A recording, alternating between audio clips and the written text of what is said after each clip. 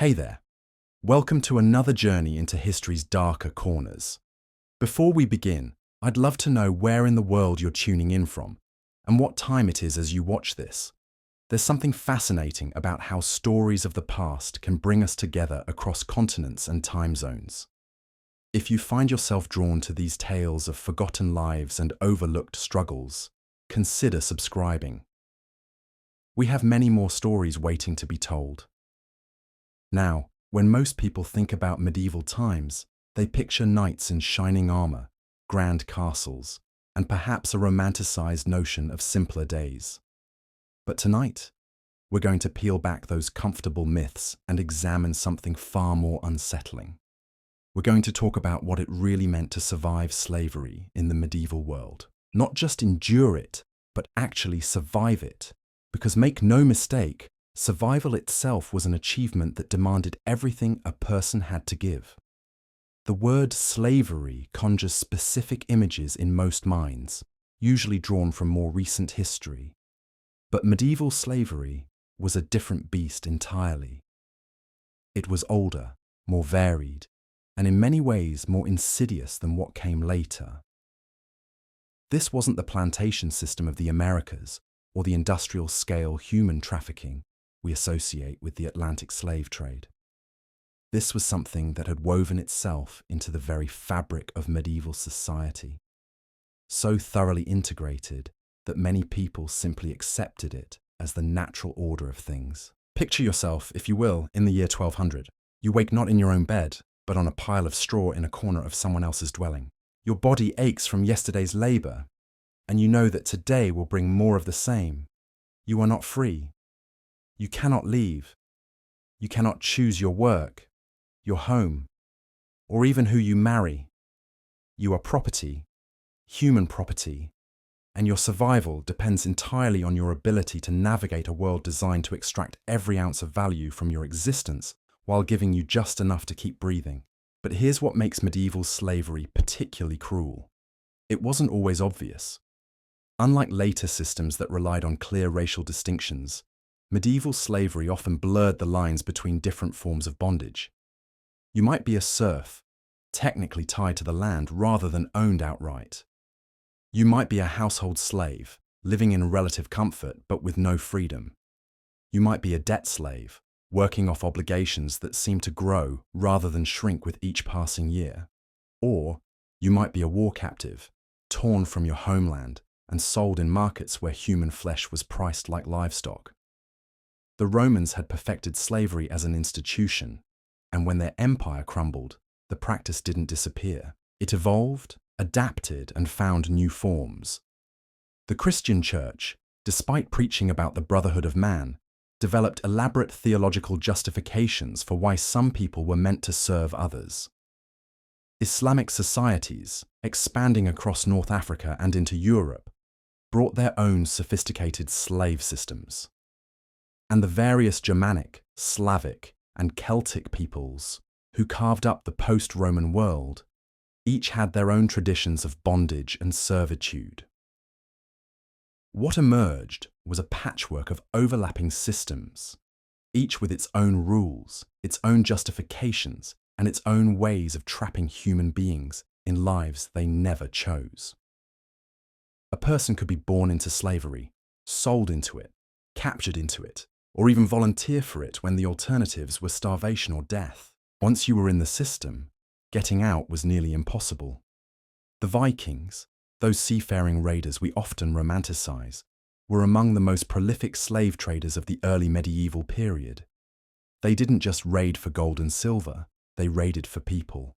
Young women, strong men, skilled craftspeople, anyone who could be captured, chained, and transported to markets in Dublin, Kiev, or Constantinople.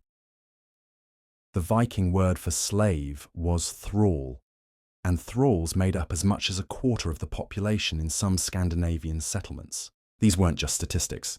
Each thrall was a person with a name, a family, a life that had been violently interrupted. They were farmers torn from their fields, monks dragged from their monasteries, children separated from their parents. They were loaded onto ships like cargo, And those who survived the journey found themselves in a world where their previous identity meant nothing. They were renamed, rebranded, and reduced to their economic value. But the Vikings were hardly unique. The Islamic expansion into Europe brought with it a massive demand for slaves, particularly fair-skinned Europeans who were prized in the markets of Baghdad and Cordoba. Christian merchants, despite their faith's teachings about human dignity, were quite willing to supply this demand. The city of Venice built much of its early wealth on the slave trade, serving as a crucial link between European suppliers and Mediterranean buyers.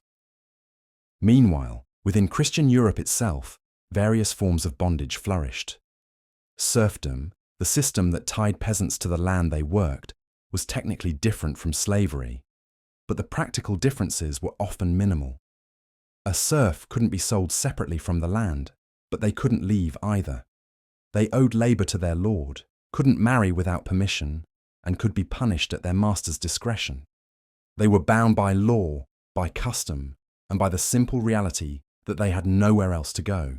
The church played a complex and often hypocritical role in all of this. On one hand, Christian theology spoke of the equality of souls before God. On the other hand, church leaders owned vast estates worked by unfree labor.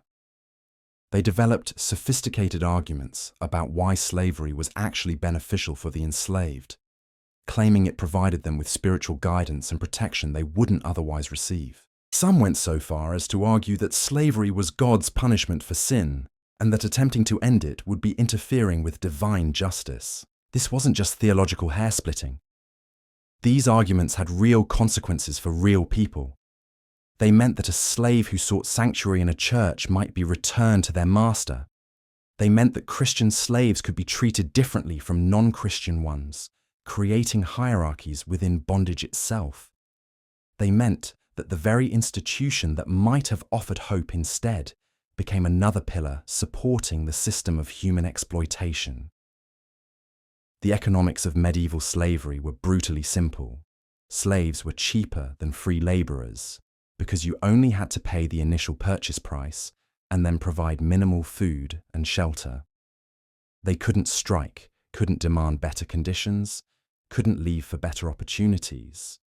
They were the ultimate fixed cost in an economy where labor was often the largest expense. This economic logic shaped every aspect of how slavery functioned.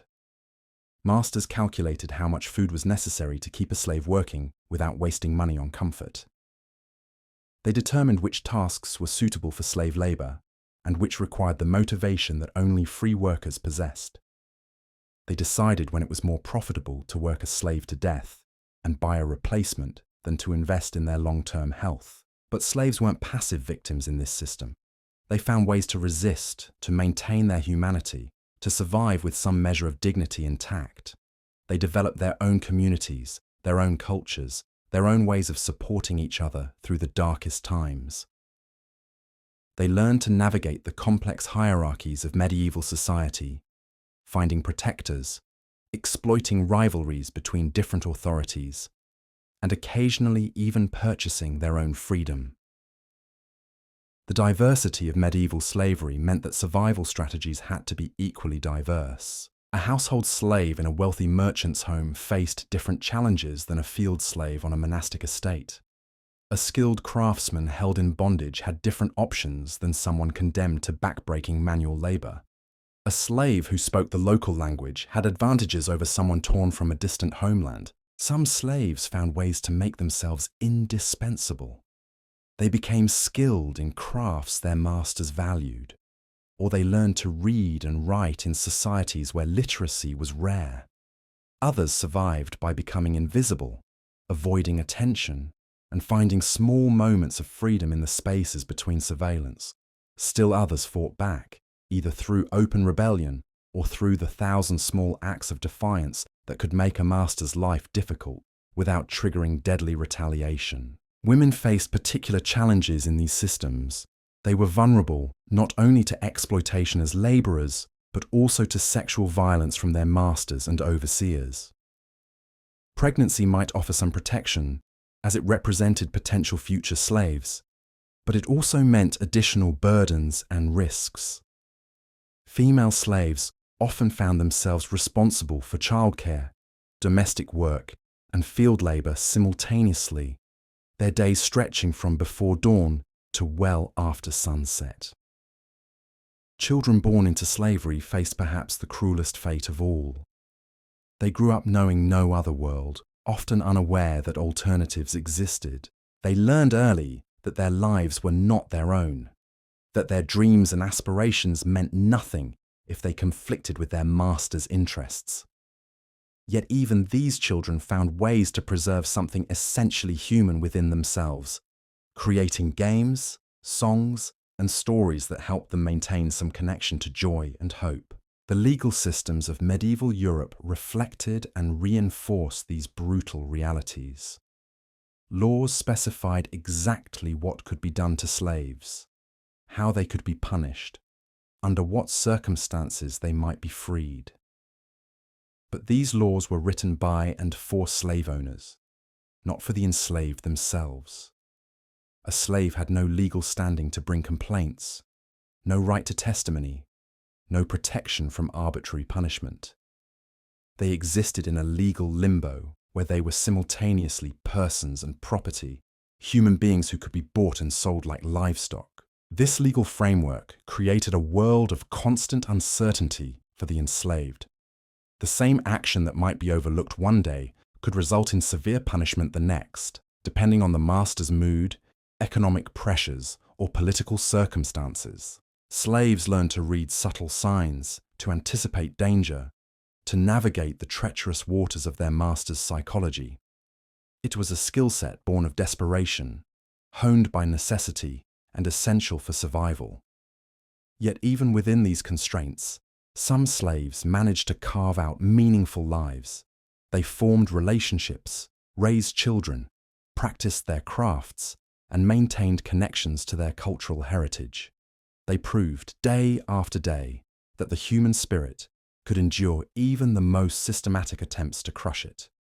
Their survival was not just biological, it was cultural, spiritual, and emotional. As we begin to explore these forgotten lives, we must remember that each person who endured slavery in the medieval world was an individual with their own story, their own struggles, their own small victories, and devastating losses.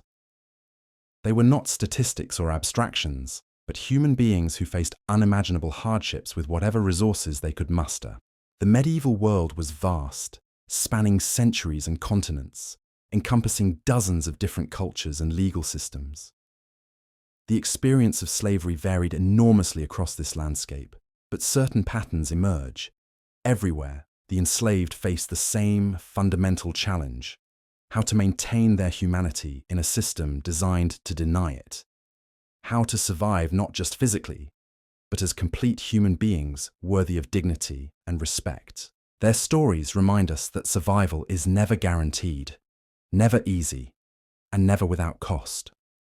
But they also remind us that even in the darkest circumstances, people find ways to endure, to resist, and to preserve something sacred within themselves. These are the stories we'll be exploring together. Stories that demand to be told and remembered. Stories that illuminate both the depths of human cruelty and the heights of human resilience. The medieval world may seem distant now, separated from us by centuries and technological revolutions. But the fundamental questions it raises about human dignity, about power and vulnerability, about how societies treat their most vulnerable members, these questions remain painfully relevant. Understanding how people survived slavery in medieval times isn't just about understanding the past, it's about understanding ourselves. The daily reality of survival began before dawn, when the first stirrings in a medieval household meant work, always work. If you were enslaved, your body belonged to someone else from the moment consciousness returned until exhaustion finally claimed you. But the mind, the spirit, that was where the real battle for survival was fought. Consider the life of a thrall in 9th century Ireland, torn from a Northumbrian village during a Viking raid. The physical trauma of capture was only the beginning. You were chained with dozens of others in the belly of a longship, breathing air thick with fear and sickness, listening to the weeping of children and the prayers of the dying. Those who survived the journey across the Irish Sea found themselves in Dublin's slave market, where buyers examined teeth, felt muscles, and discussed your potential value in a language you didn't understand. But survival meant adaptation, and adaptation meant learning. Within months, you would pick up enough Irish and Norse to understand commands. You would learn which overseer was cruel and which might show mercy. You would discover that the kitchen slaves ate better than the field hands, that the master's wife had different expectations than the master himself, that certain tasks carried privileges while others brought only punishment. The psychological toll was immense. Imagine waking each day knowing that your labour enriched someone else, that your children, if you were allowed to have them, would belong to another person from birth. The constant reminder of your powerlessness could break the strongest spirit. Many slaves simply gave up, performing their tasks mechanically, while something essential inside them withered away. Others found ways to preserve their inner lives, creating mental spaces where their masters could not reach. Language became a tool of resistance and survival. Slaves developed their own codes, ways of communicating that their overseers couldn't understand. They preserved songs from their homelands, modified and adapted to carry messages of hope or warnings of danger. They created new words, new meanings, new ways of expressing the inexpressible experience of being owned by another human being. The church's role in this daily struggle was complex and often contradictory. While some clergy preached about the spiritual equality of all souls, the practical reality was that monasteries were major slave owners. A monastery's wealth often depended on the labour of unfree workers who cleared forests, tended flocks, and copied manuscripts. These religious slaves faced a particular kind of torment. They were surrounded by teachings about divine love and human dignity while experiencing neither in their own lives. Yet some found genuine comfort in Christianity, interpreting its messages in ways their masters never intended. The story of Moses leading the Israelites out of Egypt resonated powerfully with people in bondage. The promise of a better world beyond this one offered hope when earthly freedom seemed impossible. Some slaves became more devout than their masters, using religion as both shield and sword in their struggle to maintain dignity. The economics of survival were harsh and unforgiving. Masters calculated the minimum necessary to keep their human property productive. Food was rationed precisely, enough to maintain strength for work, but not enough to provide comfort or satisfaction. Clothing was functional, designed to last rather than to provide warmth or protection from the elements. Housing was often nothing more than shared spaces in barns or outbuildings, offering little privacy and less comfort. Within these constraints, slaves developed their own economies. They bartered services, shared resources, and created informal networks of mutual support. A slave skilled in healing might trade remedies for extra food. Someone with access to the master's household might share information about upcoming changes or dangers. These underground economies were essential for survival, providing both material support and emotional connection. The question of family life under slavery reveals some of the system's cruelest aspects. Masters controlled not just individual slaves, but their relationships and their children. A slave marriage had no legal standing and could be dissolved at will. Children could be sold away from their parents at any age. Pregnant women might receive slightly better treatment, but only because their unborn children represented future property. Despite these obstacles, many slaves managed to create and maintain family bonds.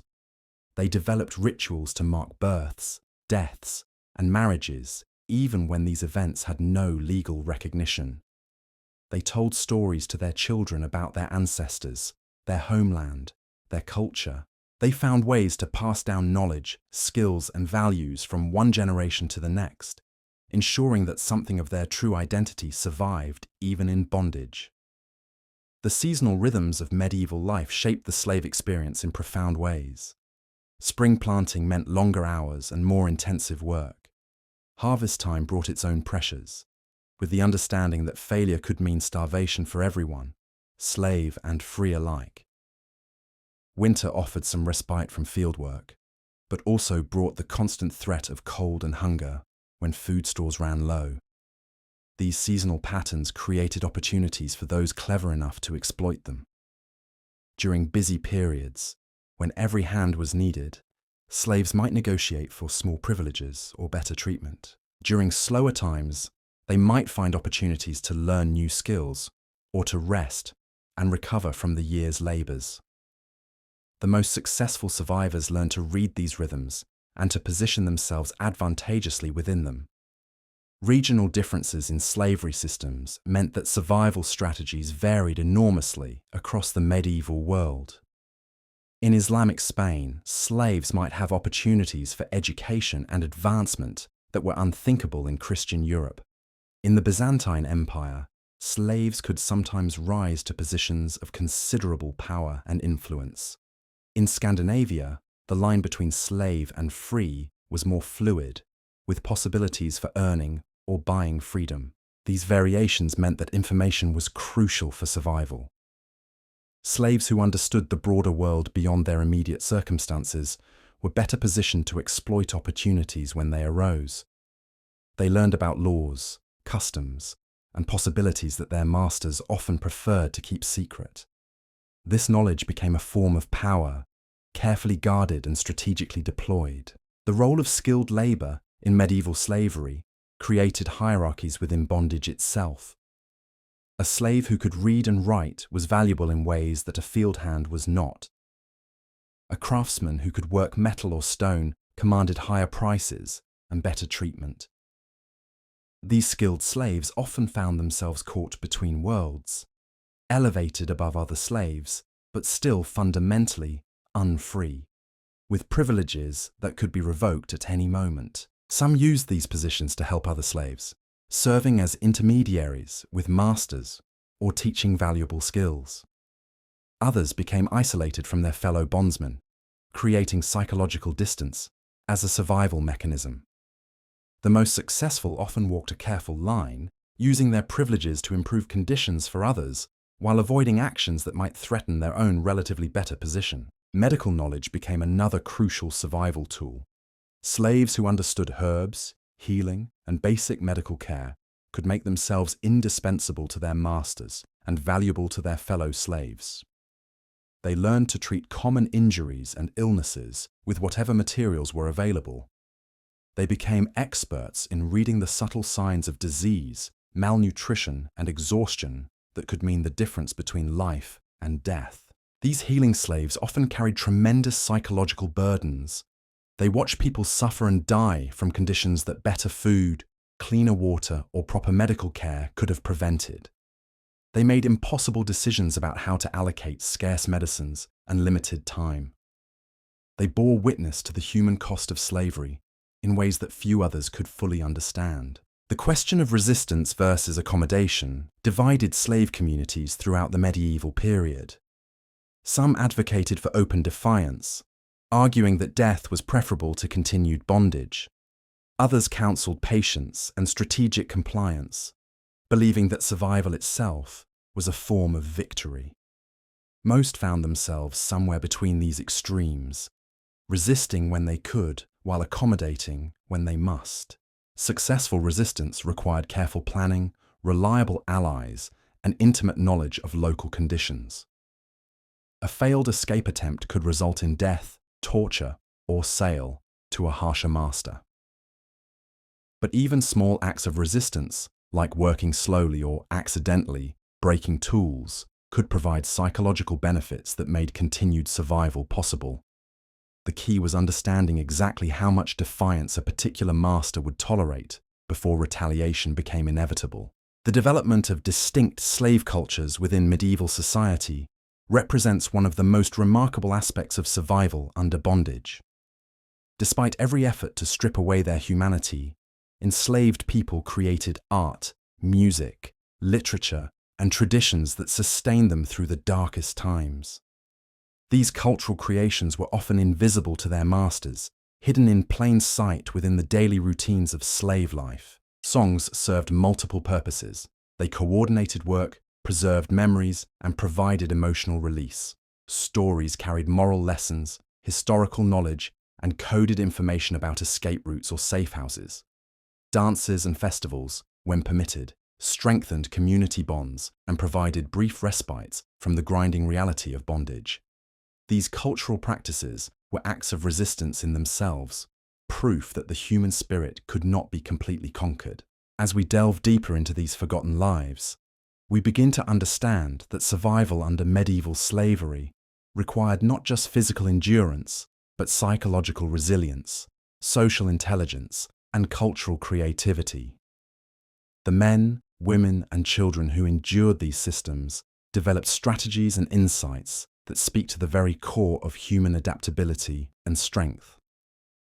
Their stories reveal both the depths of medieval cruelty and the heights of human determination to preserve dignity in the face of systematic dehumanization. The geography of medieval slavery created its own peculiar form of hell.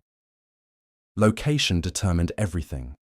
Whether you froze in Scandinavian winters or baked under Mediterranean sun, whether you worked stone quarries that broke your back or gold mines that filled your lungs with death. A slave's survival often depended less on personal strength than on the brutal lottery of where they ended up. In the salt mines of the Alpine regions, life expectancy was measured in months rather than years. The work was killing, the air toxic, the conditions so harsh that masters often preferred to work slaves to death rather than invest in their long-term health. Here, survival meant finding ways to protect your lungs, conserving your strength for the moments that mattered most, and developing an almost supernatural ability to sense when a tunnel was about to collapse.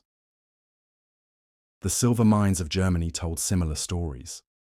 Slaves descended into darkness before dawn and emerged, if they emerged at all, long after sunset. Their skin took on a greyish pallor that marked them as clearly as any brand. They developed their own underground society, literally and figuratively, with hierarchies based on who had survived longest and learned the most about navigating the deadly maze of shafts and tunnels. But even the mines had their own survival strategies. Experienced slaves learned to read the mountain's moods, understanding which sounds meant danger and which meant opportunity. They developed techniques for moving efficiently in confined spaces, for conserving air in poorly ventilated areas, for treating the cuts and bruises that accumulated like interest on an unpayable debt. In the Mediterranean world, galley slavery presented different challenges. Chained to rowing benches, slaves powered the merchant vessels and warships that connected the medieval economy. Their survival depended on maintaining the rhythm that kept the ship moving while conserving enough energy to endure months at sea. They learned to sleep sitting up, to eat the meager rations in ways that maximized nutrition, to ignore the sun beating down on their heads and the spray soaking their bodies. These galley slaves developed their own forms of communication, ways of coordinating their efforts and sharing crucial information without alerting their overseers.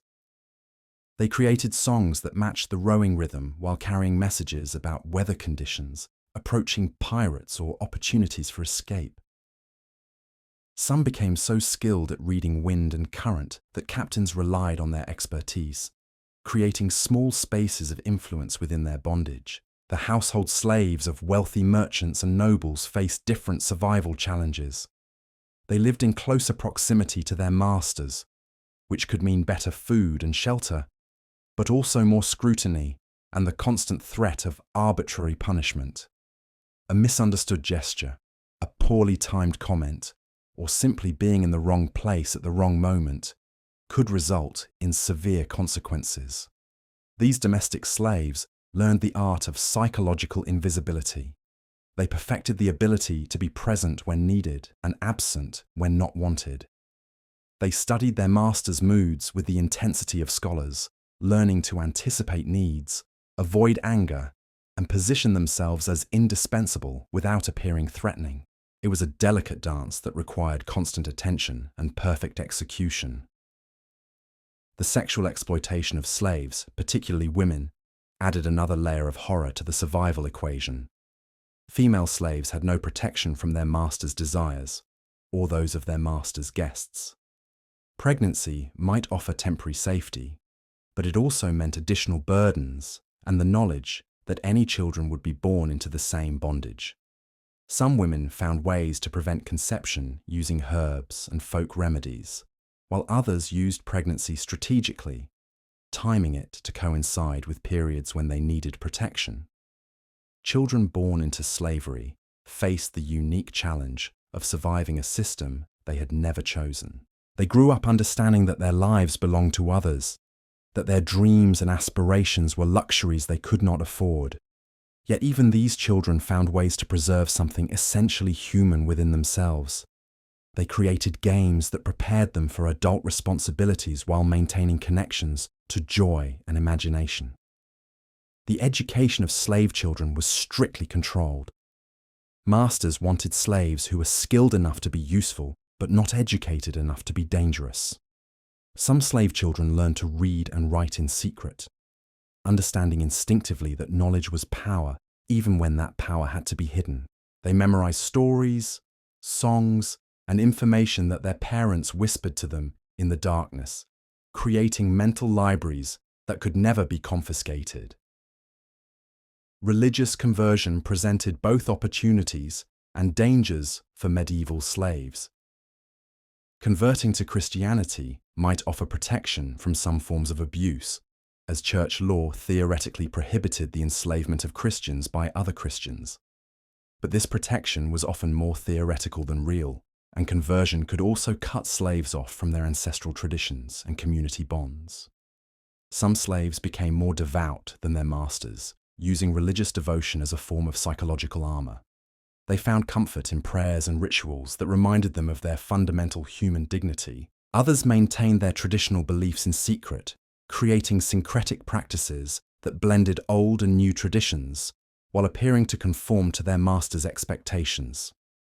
The Black Death, when it swept across Europe in the 14th century, created unprecedented opportunities for enslaved people. The massive population loss meant that labor became scarce and valuable. Some slaves were able to negotiate better conditions, while others simply walked away from masters too weakened or dead to stop them. But the plague also created new dangers, as desperate masters became more brutal in their efforts to maintain control over their remaining human property. In the aftermath of the plague, many regions experienced labor shortages so severe that the traditional boundaries between free and unfree began to blur. Some former slaves found themselves in positions where their skills and experience made them valuable enough to command wages. Others discovered that freedom without resources or connections was hardly freedom at all, and found themselves trapped in new forms of dependence that looked different but felt remarkably similar. The development of more sophisticated banking and credit systems in the later medieval period created new forms of debt slavery. People who borrowed money to survive famines or economic downturns often found themselves unable to repay, forcing them into bondage to work off debts that seemed to grow rather than shrink. These debt slaves occupied an ambiguous position, technically free but practically bound, with the constant hope that their obligations would someday end. Urban slavery developed its own characteristics as medieval cities grew larger and more complex. City slaves often had more opportunities to earn money on the side, to develop skills that might eventually purchase their freedom, or to disappear into the anonymous crowds of urban life. But they also faced new forms of surveillance and control as city authorities developed increasingly sophisticated methods for tracking and controlling their unfree populations. The guild system, which regulated craft production in medieval cities, generally excluded slaves from membership while relying heavily on their labor. This created a class of skilled slave artisans who possessed valuable abilities but could not benefit from the protections and privileges that guild membership provided. Some found ways to work around these restrictions, developing relationships with free craftsmen who would front for them in business dealings. Market towns and trade centers became crucial nodes in the networks that sustained slave communities. These were places where information flowed, where messages could be passed between separated family members, where news of opportunities or dangers could spread. Slaves developed their own communication networks that paralleled but remained hidden from the official channels of medieval commerce. The relationship between slaves and the free poor was complex and often fraught. In many cases, free laborers saw slaves as competition that drove down wages and working conditions.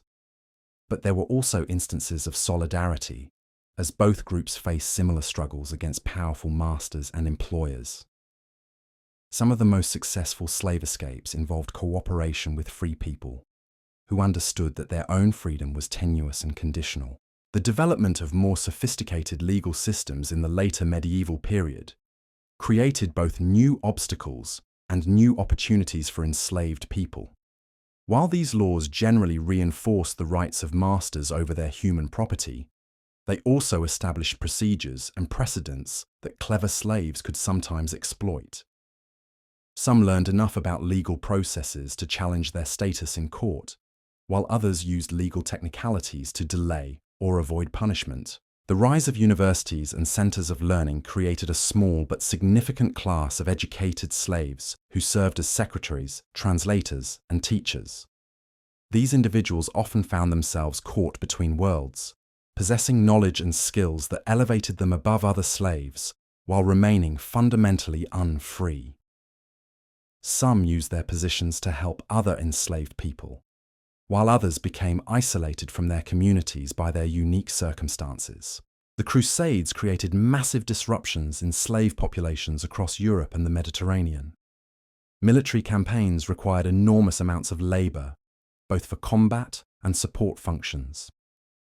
Some slaves found opportunities for advancement by demonstrating loyalty and skill in military contexts, while others discovered that war created chaos they could exploit to escape or improve their conditions. The development of more efficient agricultural techniques in the later medieval period changed the economics of rural slavery. Some innovations reduced the need for human labor, while others created demands for more skilled and reliable workers. Slaves who could adapt to these changes often found their value and treatment improved, while those who could not faced increasing marginalization and abuse. The growth of long-distance trade networks created opportunities for some slaves to travel far from their places of bondage. Merchant caravans and trading expeditions required guides, interpreters, and workers who understood multiple languages and cultures. Some slaves used these opportunities to escape or to establish connections that would later prove valuable. Others found that travel only reinforced their powerlessness as they moved from one form of bondage to another. The preservation of memory became a crucial survival strategy for enslaved communities. Without written records or official recognition of their experiences, slaves developed elaborate oral traditions that kept alive the stories of their origins, their struggles, and their small victories. These memories serve not just as historical records, but as sources of identity and strength that sustained people through the darkest times. As medieval society evolved and changed, so too did the strategies that enslaved people used to survive and resist their circumstances. What remained constant was the fundamental challenge: how to maintain humanity, dignity, and hope in a system designed to deny all three. The answers were as varied as the people who faced this challenge, but they all required a combination of intelligence, courage, and an unshakable belief that their lives had meaning beyond their economic value to their masters. The harsh mathematics of medieval slavery extended far beyond simple ownership. Masters calculated not just the cost of acquisition, but the optimal balance between investment and exploitation. How much food would keep a slave productive without wasting resources on comfort? How much punishment would maintain discipline without destroying valuable property? These calculations shaped every aspect of a slave's existence, turning human lives into profit margins and survival rates into business decisions. Consider the ledgers that survive from medieval monasteries and estates. Next to entries for livestock and grain, you'll find human beings listed with the same clinical detachment. Acquired. 1. Norse thrall, skilled in carpentry. Cost: 12 silver pieces. Expected productive years: 8 to 10. The cold bureaucracy of these records reveals how thoroughly the system had reduced people to their economic function. But within this dehumanizing framework, enslaved people found ways to manipulate the very calculations that bound them. A slave who could make themselves indispensable might gain small privileges or protections. Someone who understood their master's business interests could position themselves strategically, becoming valuable enough that harsh treatment would represent a poor investment. It was a dangerous game, requiring perfect judgment about how far to push without triggering retaliation. The seasonal nature of medieval agriculture created rhythms of hardship that slaves learned to navigate with desperate precision. Spring brought the back-breaking work of ploughing and planting, when every daylight hour was consumed by labor. Summer meant tending crops under scorching sun, fighting weeds that seemed to grow faster than the grain. Harvest time was a frantic race against weather and spoilage, where failure could mean starvation for everyone on the estate. Winter, paradoxically, brought both relief and terror. The lighter workload meant some respite for exhausted bodies, but it also meant longer nights in unheated quarters, stretching meager food supplies, and the constant awareness that a harsh winter could kill as surely as a cruel master. Slaves learned to hoard small luxuries during abundant times, hiding away extra scraps of food or pieces of cloth that might mean the difference between survival and death when the snows came. The development of more sophisticated trade networks created new forms of slavery and new survival challenges. The demand for exotic goods meant that skilled slaves might find themselves transported vast distances from their homelands. A metalworker from Saxony might end up in Cordoba, a weaver from Ireland in Constantinople. These journeys severed the last connections to family and familiar culture, forcing slaves to rebuild their identities in completely alien environments. Yet even this displacement could sometimes create opportunities. Slaves who spoke multiple languages became valuable as interpreters and go-betweens. Those who understood different cultural practices could serve as bridges between communities. Some learned to exploit their outsider status, playing different groups against each other, or positioning themselves as neutral parties in local conflicts. The question of literacy became increasingly important as medieval society grew more complex. Reading and writing were powerful tools, but dangerous ones for enslaved people. A master might value a literate slave for keeping records or conducting correspondence, but literacy also meant access to information that could be used for escape or resistance. Some slaves learned to read in secret, understanding that knowledge had to be hidden as carefully as it was acquired. The preservation of languages and cultural practices represented another form of resistance. Masters often tried to strip slaves of their cultural identities, forbidding native languages and traditional practices. But enslaved communities found ways to maintain their heritage through coded songs, disguised rituals, and stories that seemed innocent to outsiders but carried deep cultural meaning for those who understood them. The role of women in these survival networks was particularly complex. Female slaves faced the additional burden of sexual exploitation, but they also often had access to areas of the household that were forbidden to male slaves. This created opportunities for gathering information, forming alliances with other women in the household, and sometimes accessing resources that could be used to help the broader slave community. Pregnancy and childbirth represented both vulnerability and potential protection for enslaved women. A pregnant slave might receive better food and lighter work assignments, but she also faced the knowledge that her child would be born into the same bondage.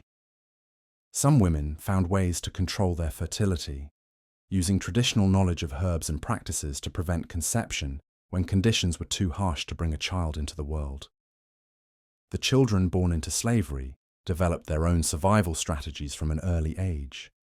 They learned to read the moods and intentions of free people with uncanny accuracy, understanding instinctively which adults could be trusted and which posed danger. They developed elaborate games that prepared them for adult responsibilities while preserving some connection to childhood joy and imagination. These slave children often served as messengers and go-betweens within their communities, their apparent innocence providing cover for activities that would be suspicious in adults.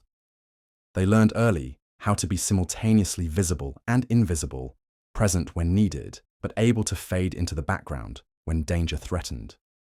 The development of more sophisticated punishment systems reflected the master's understanding that simple brutality was often counterproductive.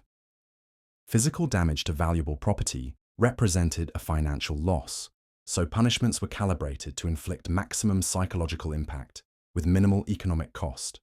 Public humiliation, temporary separation from family members, and the threat of sale to harsher masters often proved more effective than beatings. Slaves learned to navigate these psychological pressures with strategies that would challenge modern understanding of human resilience. They developed the ability to compartmentalize their experiences, preserving core aspects of their identity while adapting their behavior to meet their master's expectations. They learned to perform submission while maintaining inner dignity, to appear grateful while harboring justified resentment. The question of collaboration versus resistance divided slave communities throughout the medieval period.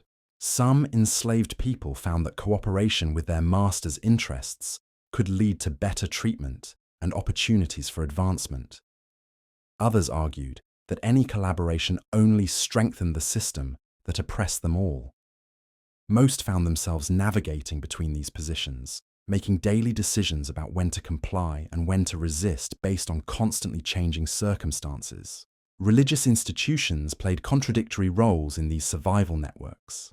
While the Church officially condemned the enslavement of Christians, many monasteries and religious houses relied heavily on unfree labor. Some religious figures genuinely worked to improve conditions for enslaved people, while others used theological arguments to justify even harsher treatment. Slaves learned to distinguish between clergy, who might offer genuine help, and those who were merely another face of the oppressive system. The development of pilgrimage routes created unexpected opportunities for some enslaved people.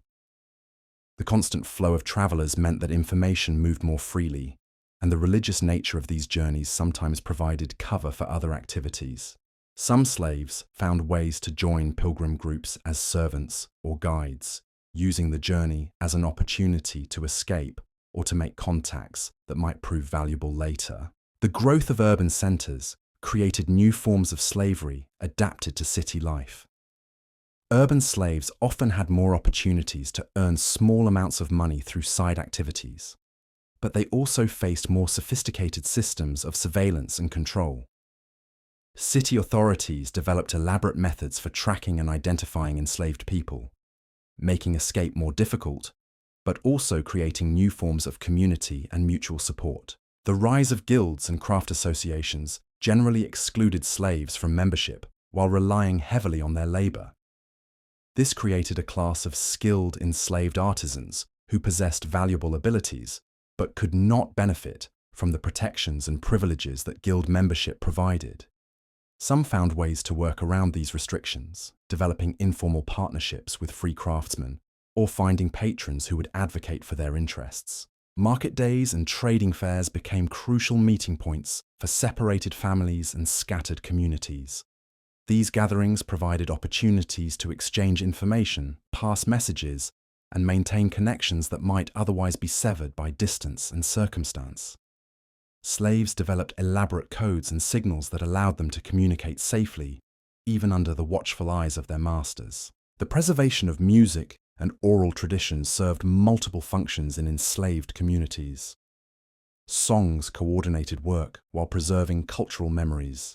Stories carried practical information about escape routes and safe contacts while maintaining connections to ancestral traditions.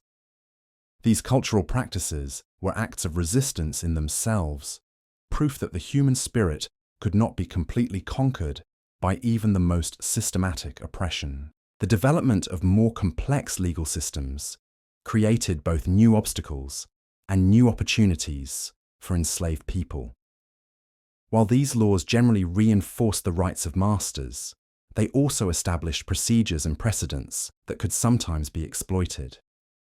Some slaves learned enough about legal processes to challenge their status or to protect themselves from the worst abuses, though such knowledge had to be acquired and used with extreme caution. The constant threat of sale to new masters created a particular form of psychological torture for enslaved families. Children might be separated from parents, spouses from each other, with no warning and no opportunity for farewell. This threat was often used as a form of discipline, keeping slaves compliant through fear of losing what little stability they had managed to create within their bondage. Yet, even under these conditions, enslaved people found ways to maintain family bonds and create new ones. They developed rituals to mark important life events, even when these had no legal recognition. They created elaborate networks of fictive kinship that provided emotional support and practical assistance. They told stories that preserved family histories and cultural traditions, ensuring that something of their true identity survived even when everything else was stripped away.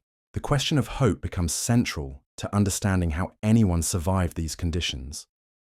What sustained people through years or decades of bondage? Through the daily humiliations and the constant awareness that their lives belonged to others.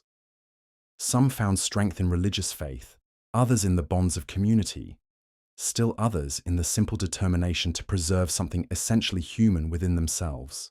The answers were as varied as the individuals who faced these challenges, but they all required a form of courage that is difficult to comprehend from our modern perspective.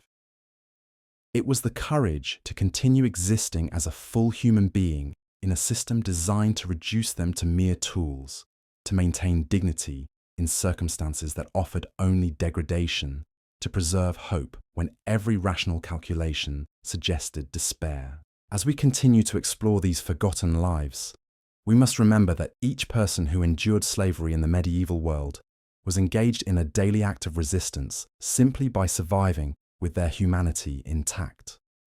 Their stories remind us that the human capacity for endurance, adaptation, and hope extends far beyond what we might think possible, and that even in the darkest circumstances, people find ways to preserve what is most precious about themselves. The mechanics of escape from medieval slavery reveal just how thoroughly the system was designed to trap human beings. Unlike the romanticized tales of daring nighttime flights to freedom, real escape attempts required months or years of careful planning, intimate knowledge of local geography, and networks of support that could mean the difference between freedom and a gruesome death. Consider the practical challenges facing someone contemplating escape. You had no legal identity, no papers, no right to travel. Your appearance, your accent, your lack of familiarity with local customs would mark you as an outsider in any community you entered. You had no money, no possessions beyond what you wore, no skills that could immediately translate into legitimate employment. Most crucially, you had no legal protection if caught, and no recourse if betrayed.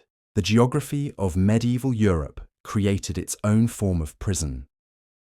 Forests were filled with bandits and wild animals.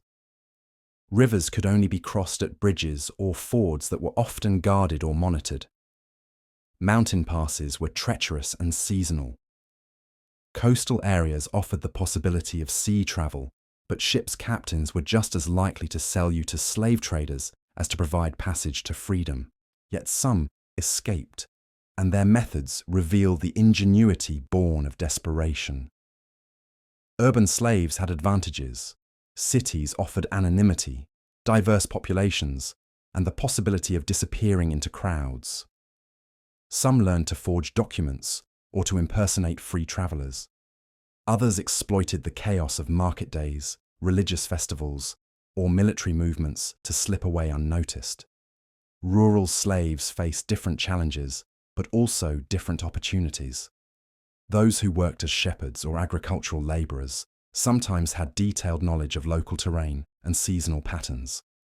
They knew which paths avoided main roads, which forests offered shelter, which streams could be followed to larger rivers. Some escaped during harvest time when the confusion of extra workers and urgent deadlines created cover for their absence. The most successful escapes often involved elaborate networks of assistance, free people sympathetic to the plight of slaves, fellow bondsmen who had achieved some measure of freedom, religious figures who took seriously their faith's teachings about human dignity. These allies provided food, shelter, information, and sometimes false documentation. But such networks were dangerous for everyone involved, as helping escaped slaves was severely punished. Some slaves found freedom through legitimate means, though these paths were narrow and treacherous. Military service sometimes offered opportunities for advancement and eventual freedom, particularly during periods of extensive warfare when skilled fighters were needed. Exceptional service to one's master might result in manumission, though this was rare and often came with conditions that maintained economic dependence. The development of more complex economic systems created new possibilities for purchasing freedom. Some slaves were allowed to work for wages in their spare time, slowly accumulating the substantial sums needed to buy themselves. Others learned trades that were valuable enough to attract patrons willing to invest in their freedom in exchange for future services. But these opportunities were available only to a fortunate few, and the process could take decades. Religious conversion sometimes provided a path to freedom, though this was more theoretical than practical. Church law theoretically prohibited Christians from enslaving other Christians, but this principle was honored more in the breach than in the observance. Still, some slaves found that conversion, particularly to Islam in regions where that faith dominated, could lead to improved conditions or eventual freedom. The question of what happened to those who achieved freedom reveals another layer of the system's cruelty. Legal freedom didn't automatically translate into economic independence or social acceptance. Former slaves often found themselves in positions of extreme vulnerability, lacking the resources, connections, and cultural capital necessary to build stable lives. Many discovered that freedom without security was barely distinguishable from slavery. Some freed slaves remained dependent on their former masters, working for wages that were barely sufficient for survival. Others found themselves trapped in cycles of debt that recreated many of the conditions of bondage. The fortunate few who managed to establish themselves as independent craftsmen or traders often faced discrimination and suspicion from communities that viewed them as outsiders and potential threats. The children of freed slaves occupied an ambiguous position in medieval society. While legally free, they inherited the stigma of their parents' bondage and often faced systematic exclusion from guilds, religious orders, and other institutions that provided social mobility. Some managed to transcend these barriers through exceptional talent or favorable circumstances, but most remained on the margins of medieval society. The psychological aftermath of slavery created its own survival challenges. People who had spent years or decades in bondage often struggled to make decisions for themselves, having been conditioned to await orders and avoid initiative. The constant vigilance required to survive under slavery could be difficult to abandon, leaving former slaves suspicious of kindness and terrified of attracting attention. Yet many former slaves showed remarkable resilience in rebuilding their lives. They drew on the survival skills learned in bondage, the ability to read people's intentions, to find opportunities in difficult circumstances, to maintain hope despite overwhelming obstacles. Some became advocates for others still in bondage, using their hard-won freedom to help those who remained trapped. The development of more sophisticated banking systems in the later medieval period created new forms of economic bondage that blurred the lines between slavery and freedom. Debt peonage became increasingly common, trapping free people in cycles of obligation that functioned much like slavery while maintaining the fiction of legal freedom. These systems were often more insidious than outright slavery because they appeared voluntary and temporary while proving to be neither. The Black Death and other demographic catastrophes created unprecedented opportunities for social mobility, including for enslaved people. The massive population losses meant that labor became scarce and valuable. Some slaves simply walked away from dead or dying masters, while others were able to negotiate better conditions or even freedom in exchange for remaining to help rebuild devastated communities. But these opportunities came with their own dangers. The social upheaval following major demographic catastrophes often led to increased violence and instability. Former slaves might find themselves targets of resentment from free people who blamed them for taking advantage of tragic circumstances. The breakdown of traditional authority structures could create chaos that was as dangerous as it was liberating. The rise of more centralized monarchies in the later medieval period had complex effects on slavery and freedom. Stronger royal authority sometimes meant better enforcement of laws protecting slaves from the worst abuses, but it could also mean more efficient systems for tracking and controlling unfree populations. Some monarchs found it politically advantageous to position themselves as protectors of the oppressed, while others saw slavery as a valuable source of tax revenue and military manpower. The growth of international trade networks created new forms of slavery, while potentially offering new avenues to freedom. The demand for skilled interpreters, guides, and cultural intermediaries meant that some slaves could leverage their linguistic abilities and cultural knowledge into positions of relative privilege. But it also meant that the slave trade became more efficient and far-reaching, connecting previously isolated regions into vast networks of human exploitation. The development of more sophisticated legal codes gradually began to recognize distinctions between different forms of unfree labor. Serfdom, debt bondage, criminal punishment, and chattel slavery were increasingly seen as distinct categories with different rules and protections. While these distinctions were often more theoretical than practical, they created legal frameworks that some enslaved people learned to navigate and exploit. The preservation of family connections across generations of bondage required extraordinary effort and ingenuity. Slaves developed elaborate methods for maintaining contact with separated relatives, passing messages through networks of travelers, traders, and sympathetic free people.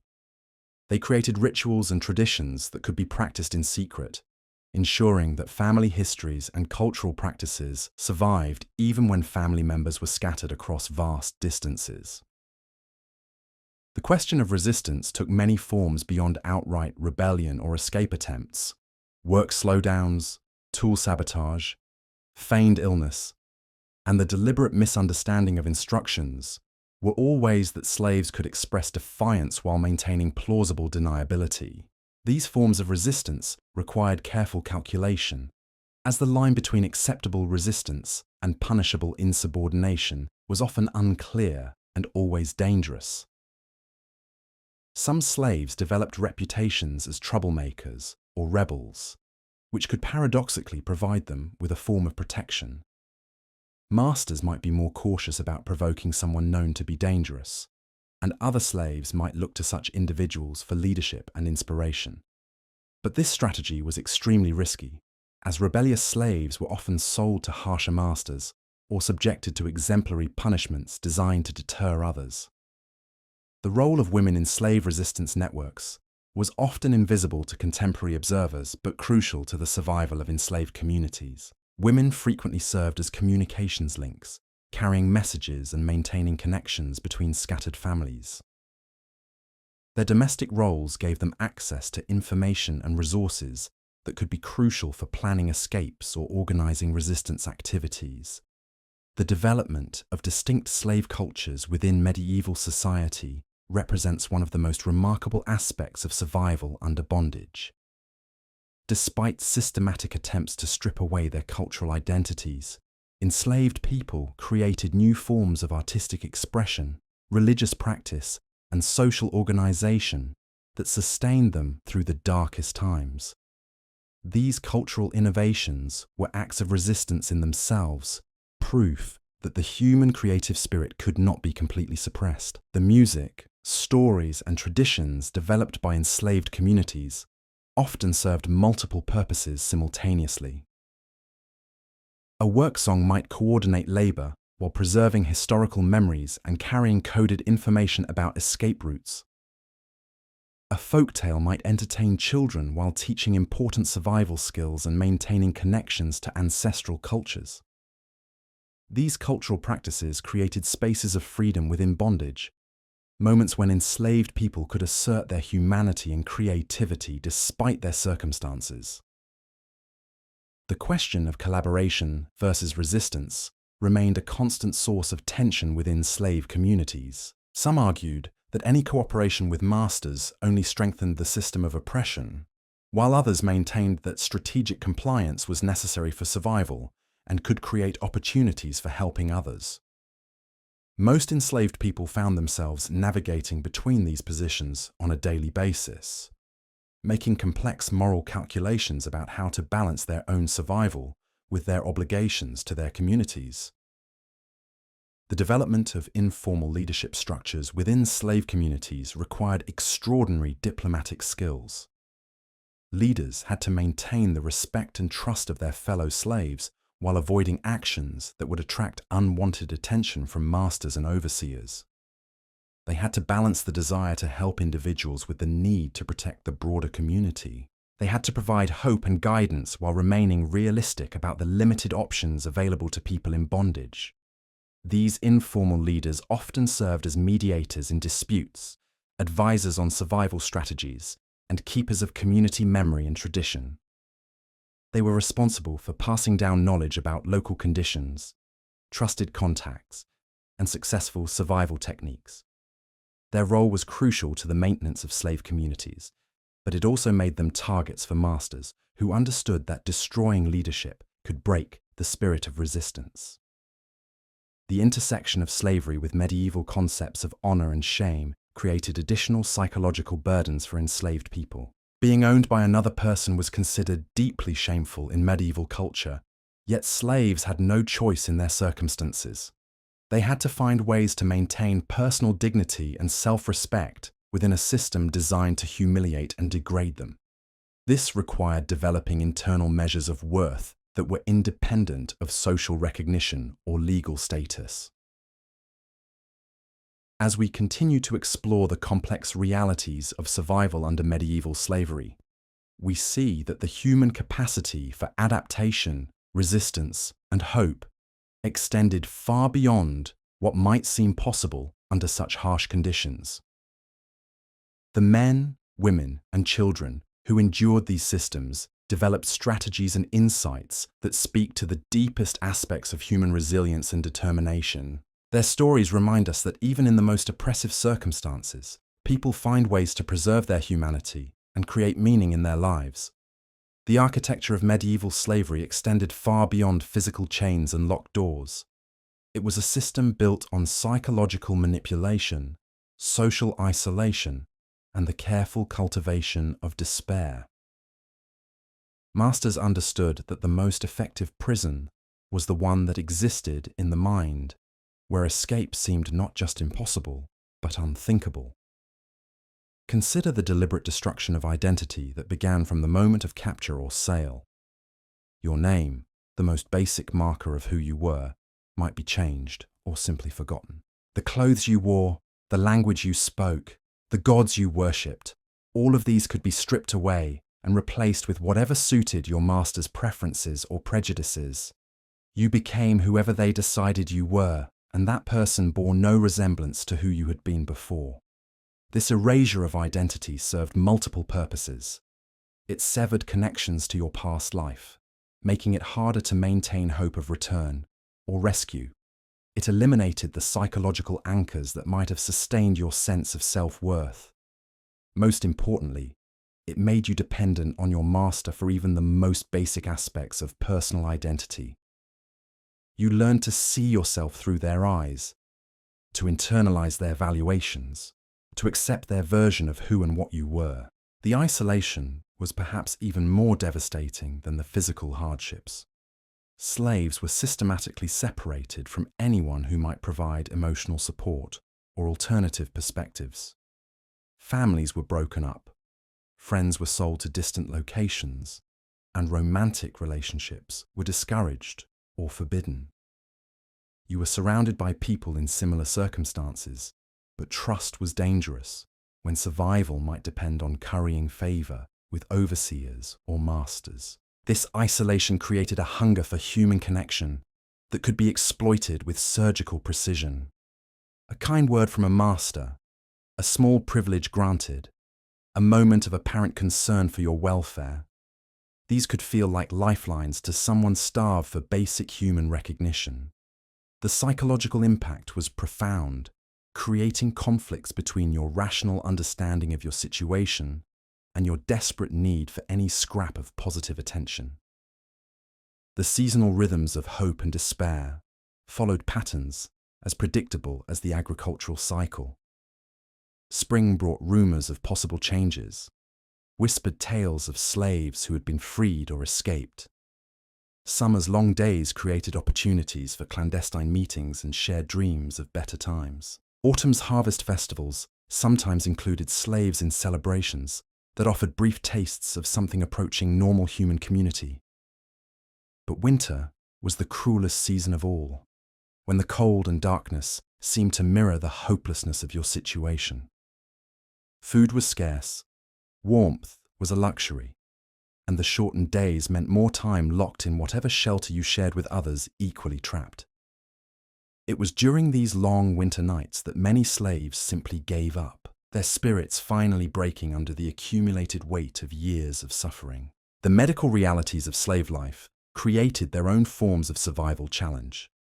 Masters calculated the minimum necessary to keep their human property functional, but they had no incentive to invest in long-term health. Minor injuries went untreated until they became major disabilities. Illnesses that could have been easily cured in free people were left to run their course. Chronic conditions developed from poor nutrition, inadequate shelter, and the constant stress of living in fear. Slaves learned to become their own physicians, developing extensive knowledge of herbal remedies and basic medical procedures. They shared this knowledge carefully, understanding that a reputation for healing could make you valuable enough to receive better treatment, but also dangerous enough to be viewed with suspicion. Some became skilled at hiding symptoms of illness, knowing that appearing sick could result in being sold or simply abandoned to die. Pregnancy represented perhaps the cruelest intersection of hope and despair in the slave experience. For women, it might mean better food and lighter work, but it also meant bringing another human being into the same hopeless situation you endured. The knowledge that your children would belong to your master from birth, that they would face the same degradation and suffering you had known, this created a form of psychological torment that defied description. Yet many slave mothers found ways to preserve something precious for their children. They told stories that carried cultural memories and moral lessons. They taught skills that might prove valuable for survival. They whispered names and histories that connected their children to ancestors and traditions that slavery had tried to erase. These quiet acts of resistance and preservation represented some of the most heroic behavior in the entire medieval world. The question of suicide haunted every slave community. It was simultaneously the ultimate escape and the ultimate defeat, a way of asserting final control over your own fate while abandoning any possibility of freedom or revenge. Some slaves took their own lives rather than endure another day of bondage, while others clung to life with desperate determination, refusing to give their masters the satisfaction of their surrender. Religious and philosophical questions became intensely personal for people trapped in slavery. If there was a just God, why did he permit such suffering? If all humans were truly equal in divine eyes, why did some live in luxury while others endured degradation? These questions had no easy answers, but wrestling with them became a way of maintaining intellectual and spiritual life in circumstances designed to crush both. Some slaves found comfort in religious faith, interpreting their suffering as a test or a path to eventual salvation. Others developed a kind of practical atheism, concluding that no benevolent deity could exist in a world that permitted such systematic cruelty. Many found themselves somewhere between these positions, maintaining a complicated relationship with faith that reflected the complexity of their circumstances. The development of slave markets as specialized institutions revealed the full horror of treating human beings as commodities. These were places where people were examined like livestock, where families were separated based on economic calculations, where human worth was literally reduced to monetary value. The psychological impact of being displayed and evaluated in such settings was devastating, reinforcing the message that slaves were objects rather than people. Yet even in these markets, slaves found ways to communicate with each other, to share information about potential buyers, to offer what comfort they could to those facing separation from loved ones. Some developed signals and codes that allowed them to coordinate their responses to buyers, though such coordination was extremely dangerous if discovered. The role of children in slave markets was particularly heartbreaking. Young slaves were often prized for their potential and their malleability, but they were also the most vulnerable to the psychological damage of being bought and sold. Some never recovered from the trauma of being separated from their parents and sold to strangers. Others developed a kind of adaptive resilience that allowed them to survive, but at the cost of their ability to form deep emotional attachments. The question of education became increasingly complex as medieval society grew more sophisticated. Literate slaves were valuable, but education also represented danger from the master's perspective. A slave who could read might access information that could be used for escape or resistance. Someone who could write might forge documents or send messages to allies. Mathematical skills could reveal the true extent of a master's wealth or expose unfair treatment. Some masters deliberately kept their slaves ignorant, believing that ignorance bred docility. Others provided limited education focused specifically on the skills needed for particular tasks. A few, recognizing the economic value of educated slaves, provided broader learning while taking precautions to prevent its misuse. Slaves navigated these different approaches with careful calculation, understanding that knowledge was power, but that power had to be wielded with extreme caution. The development of urban slavery created new opportunities and new challenges for enslaved people. Cities offered anonymity, diversity, and the possibility of earning small amounts of money through side activities. But they also featured more sophisticated systems of surveillance and control, with authorities developing elaborate methods for tracking and identifying enslaved people. Urban slaves often developed more complex relationships with free people, working alongside them in workshops and markets, living in closer proximity to them, sometimes even developing friendships that transcended legal status. These relationships could provide crucial support and information, but they also created vulnerabilities that rural slaves didn't face. The growth of banking and credit systems created new forms of bondage that were often more insidious than traditional slavery. Debt peonage trapped free people in cycles of obligation that functioned like slavery while maintaining the legal fiction of freedom. These systems were particularly dangerous because they appeared voluntary and temporary, while proving to be neither. Some slaves learned to manipulate these credit systems, understanding that debt could sometimes be used as leverage against masters who had overextended themselves financially. Others found that the complexity of medieval financial arrangements created opportunities for escape or negotiation that hadn't existed in simpler economic systems. The preservation of memory became a form of resistance that required extraordinary courage and creativity. Without written records or official recognition of their experiences, slaves had to develop elaborate oral traditions that kept alive not just their personal histories, but the stories of their communities and cultures. These memories served as anchors to identity and sources of strength that sustained people through their darkest moments. Some became living libraries, memorizing vast amounts of information about their families, their homelands, their traditions. Others specialized in particular types of knowledge, becoming keepers of songs, stories, genealogies, or practical skills. All understood that memory was both precious and dangerous, something to be preserved, but also carefully protected from those who might use it against them. The question of revenge occupied a complex place in the psychology of enslaved people. The desire for vengeance against those who had wronged them was natural and understandable, but acting on such desires was usually suicidal. Some channeled their anger into determination to survive and eventually escape. Others found satisfaction in small acts of defiance or sabotage that couldn't be traced back to them. A few slaves did manage to take direct revenge against their masters, though such actions were extremely rare and almost always resulted in the death of the perpetrator. These cases became legendary within slave communities, serving as both inspiration and warning about the costs of open resistance. The development of more sophisticated legal systems created both new protections and new vulnerabilities for enslaved people.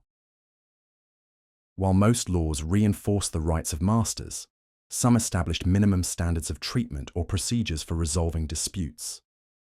Clever slaves learned to navigate these legal frameworks, sometimes successfully challenging their treatment or status through careful manipulation of legal technicalities. But legal sophistication also meant more efficient systems of control and punishment. Authorities developed better methods for tracking escaped slaves, more systematic approaches to preventing resistance, and more precise ways of calibrating punishment to achieve maximum deterrent effect without destroying valuable property. The intersection of slavery with medieval concepts of honor created additional psychological burdens for enslaved people. Being owned was considered deeply shameful in medieval culture, yet slaves had no choice in their circumstances. They had to find ways to maintain personal dignity and self-respect within a system designed to humiliate and degrade them. Some developed internal codes of honor that were independent of their legal status, measuring themselves by standards of courage, loyalty, and integrity that their masters couldn't touch. Others found ways to redefine honor itself, seeing survival and the protection of loved ones as the highest virtues rather than the martial glory that free society celebrated. The role of violence in slave communities was complex and controversial. While some advocated for armed resistance against their oppressors, others argued that violence only brought retaliation against the entire community. Most understood that any use of force had to be carefully calculated and precisely targeted to avoid catastrophic consequences. The threat of violence, however, was a constant presence in slave life. Masters used the possibility of physical punishment as a tool of control, while slaves had to constantly assess whether their actions might trigger violent responses. This created an atmosphere of perpetual tension that wore down even the strongest spirits over time. The question of collaboration with the system of slavery created deep moral conflicts for enslaved people. Some found that cooperation with their masters' interests could lead to better treatment and opportunities to help others. But such cooperation also strengthened the very system that oppressed them all, creating ethical dilemmas that had no clear resolution. Many slaves found themselves forced into positions where they had to choose between their own survival and the welfare of their community. These choices were rarely clear-cut, and the psychological burden of making them was enormous. Some never recovered from the guilt of decisions they felt forced to make, while others learned to compartmentalize their actions and focus on the larger goal of survival. The development of distinct slave cultures represented one of the most remarkable aspects of survival under medieval bondage. Despite every effort to strip away their cultural identities, enslaved people created new forms of artistic expression, religious practice, and social organization that sustained them through the darkest times. These cultural innovations were acts of resistance in themselves, proof that the human creative spirit could not be completely suppressed. They provided spaces of freedom within bondage, moments when enslaved people could assert their humanity and creativity despite their circumstances. They also served practical purposes, encoding survival information, maintaining social bonds, and preserving crucial knowledge for future generations. The music developed by slave communities often served multiple functions simultaneously. Work songs coordinated labor while preserving cultural memories and carrying coded information. Lullabies soothed children while teaching important survival skills. Religious hymns provided spiritual comfort while maintaining connections to traditional beliefs and practices. Dance and celebration, when permitted, became opportunities to strengthen community bonds and provide brief respites from the grinding reality of bondage. These gatherings were carefully orchestrated to appear harmless to observing masters while serving crucial social and psychological functions for the enslaved community. The stories told within slave communities carried multiple layers of meaning that were invisible to outsiders, but crucial for those who understood them. Folk tales might seem like simple entertainment while actually preserving historical knowledge, teaching moral lessons, and providing coded information about escape routes or trusted contacts. These narratives were living documents that evolved with circumstances while maintaining their essential messages. As we delve deeper into these forgotten lives, we begin to understand that survival under medieval slavery required not just physical endurance, but psychological resilience, social intelligence, and cultural creativity that defied every attempt to destroy it. The men, women, and children who endured these systems developed strategies and insights that speak to the very core of human adaptability and the unbreakable nature of the human spirit. Their stories reveal both the depths of medieval cruelty and the heights of human determination to preserve dignity, hope, and humanity in the face of systematic dehumanization. The development of trust within slave communities required navigating treacherous psychological terrain. In a world where survival might depend on informing on your fellow slaves, where masters deliberately played favorites to create jealousy and division, where the slightest sign of solidarity could bring collective punishment, building genuine relationships became an act of extraordinary courage. Some slaves learned to communicate through elaborate systems of subtle signals and coded language that allowed them to share crucial information without attracting attention. A particular way of arranging work tools might indicate danger. A song hummed while walking past could carry a warning about an overseer's mood.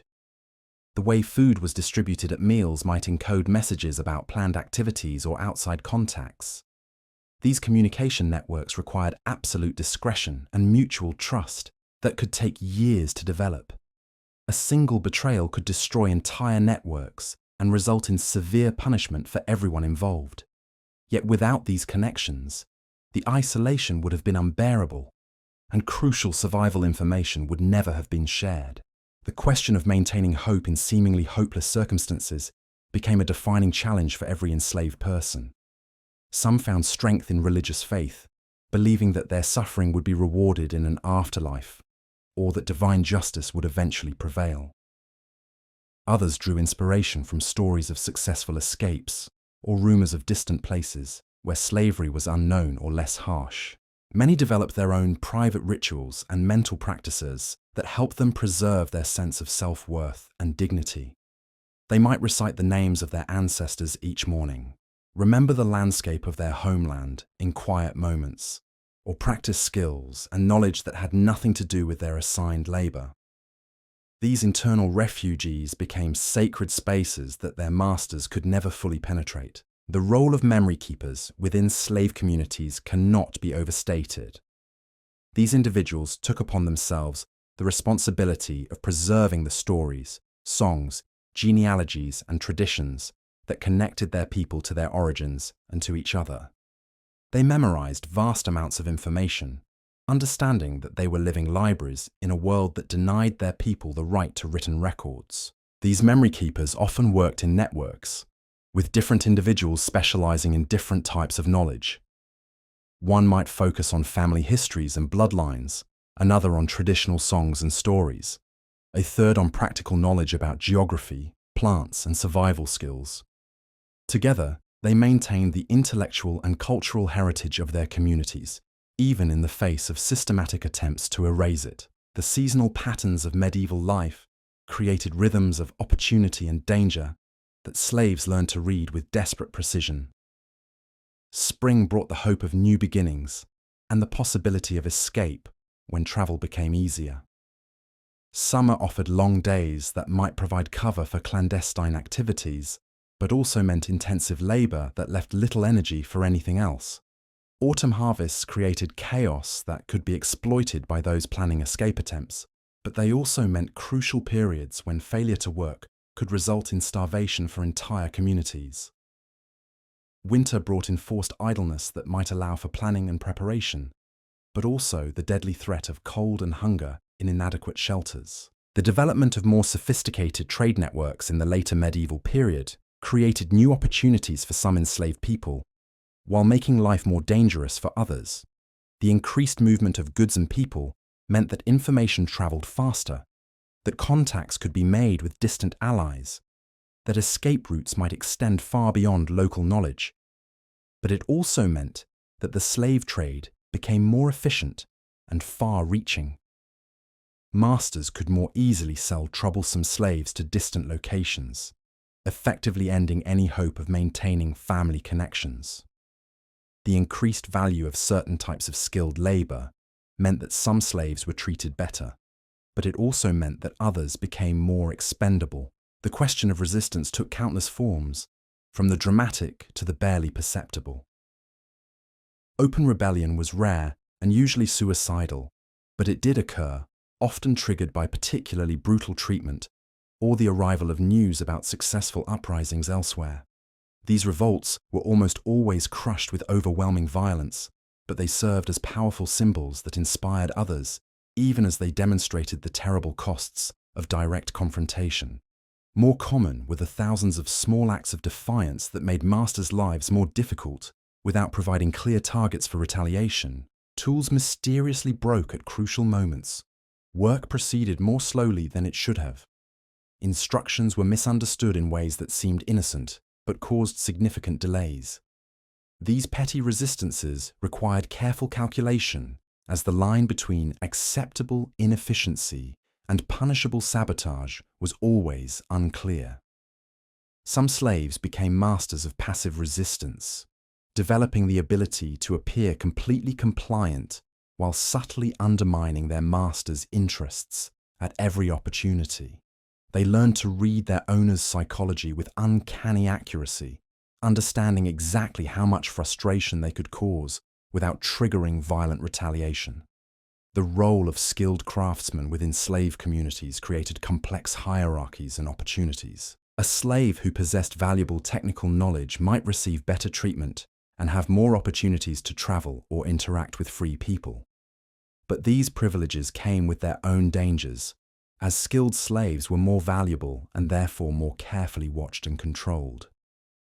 Some craftsmen used their positions to help other slaves, teaching valuable skills or using their access to materials and tools to aid escape attempts. Others became isolated from their communities, either by choice or by the circumstances of their work.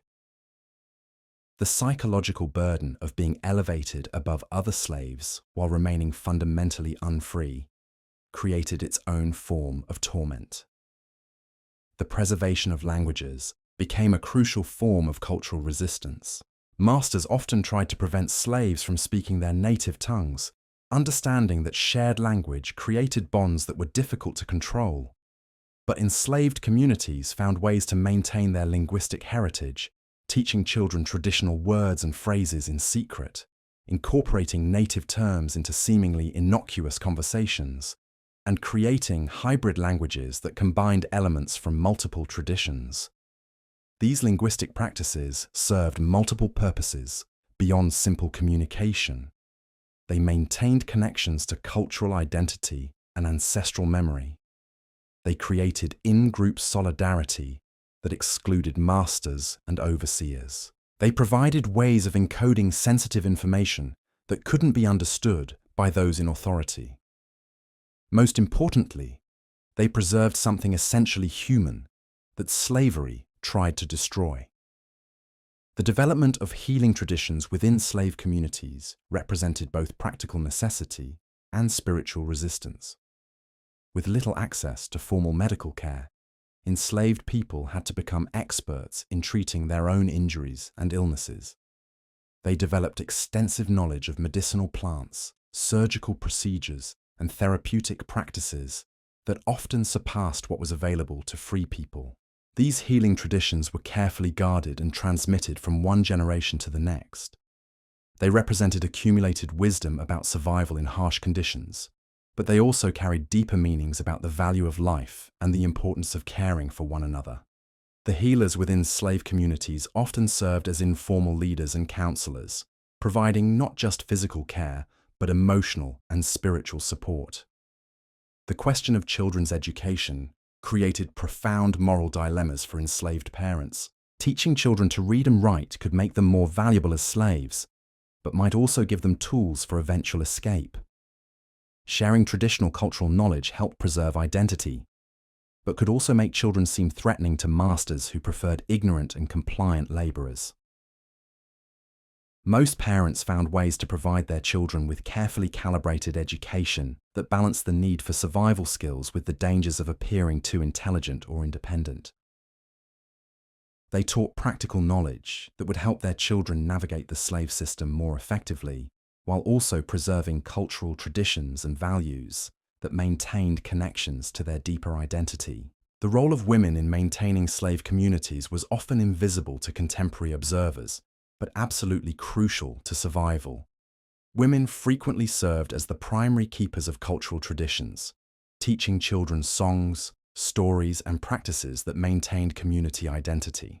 They often had access to different areas of their masters' households, providing opportunities to gather information and resources that could benefit the broader slave community.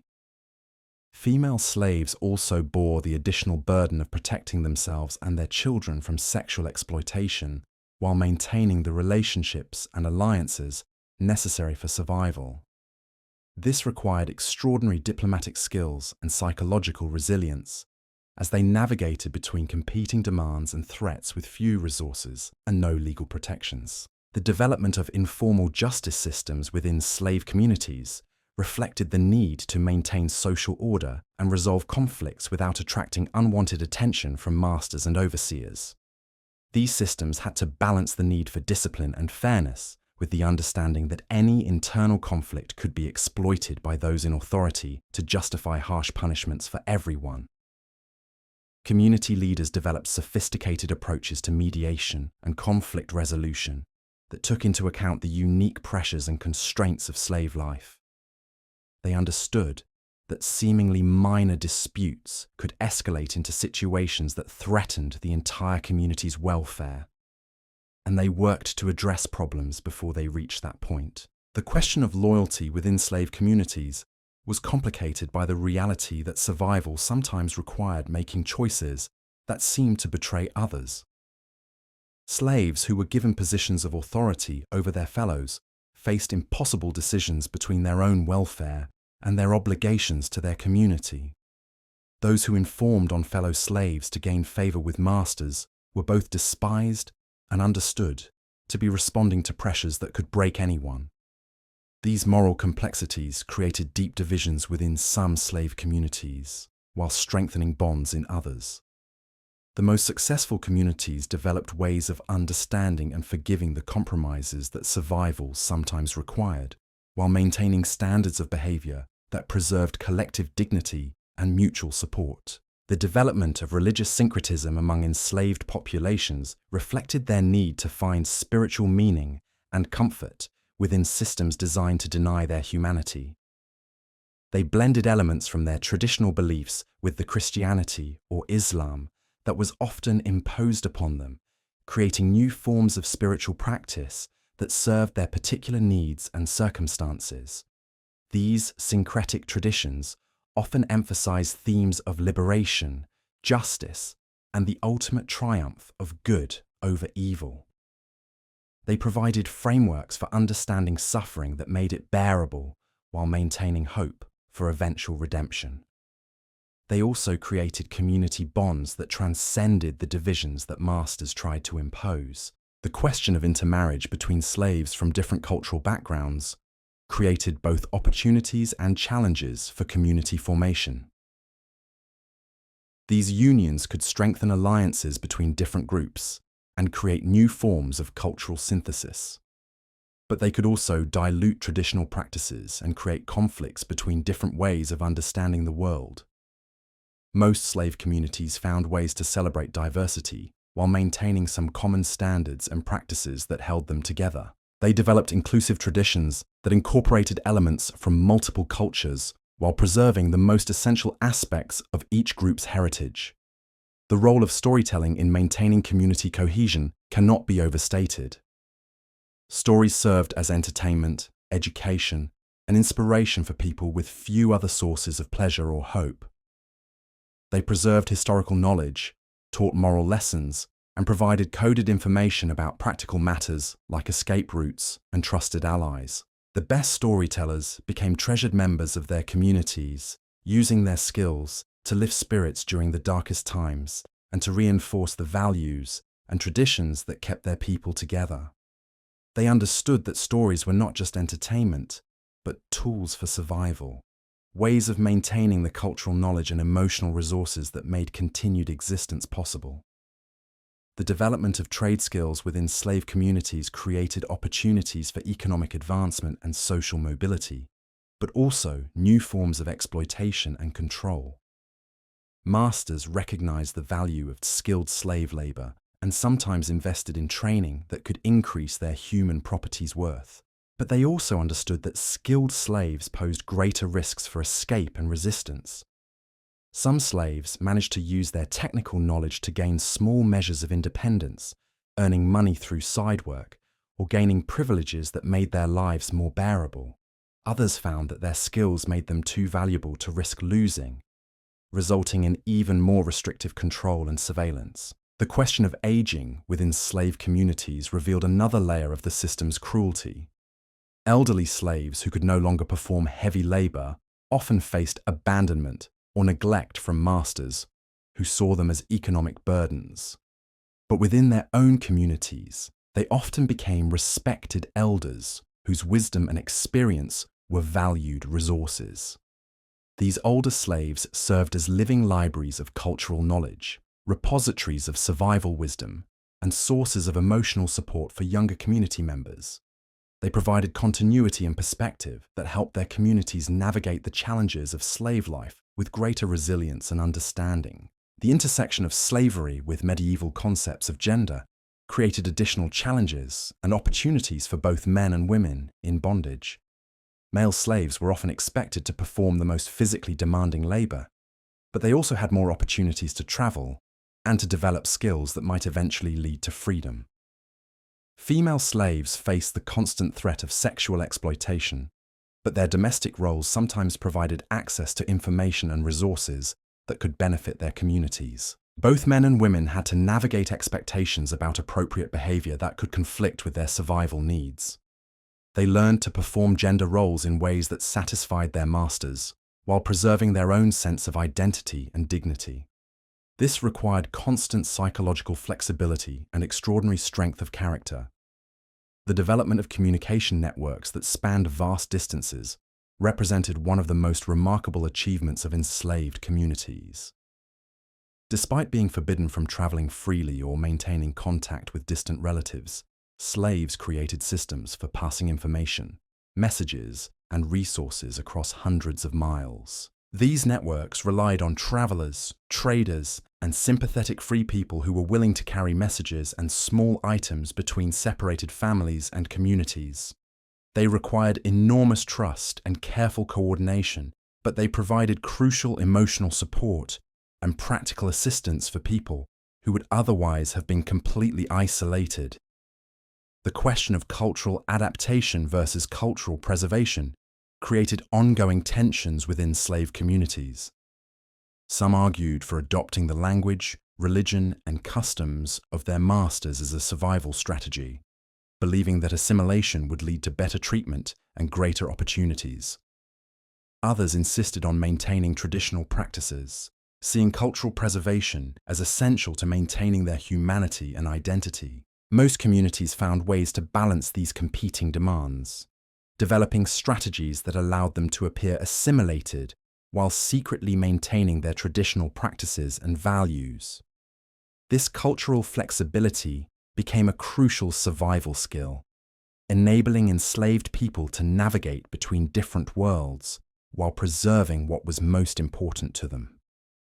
The role of music in slave communities extended far beyond entertainment or cultural expression. Music served as a coordination tool for work, a method of communication that couldn't be easily monitored by overseers, a way of preserving historical knowledge, and a source of spiritual and emotional sustenance that helped people endure unimaginable hardships. Different types of music served different purposes within these communities.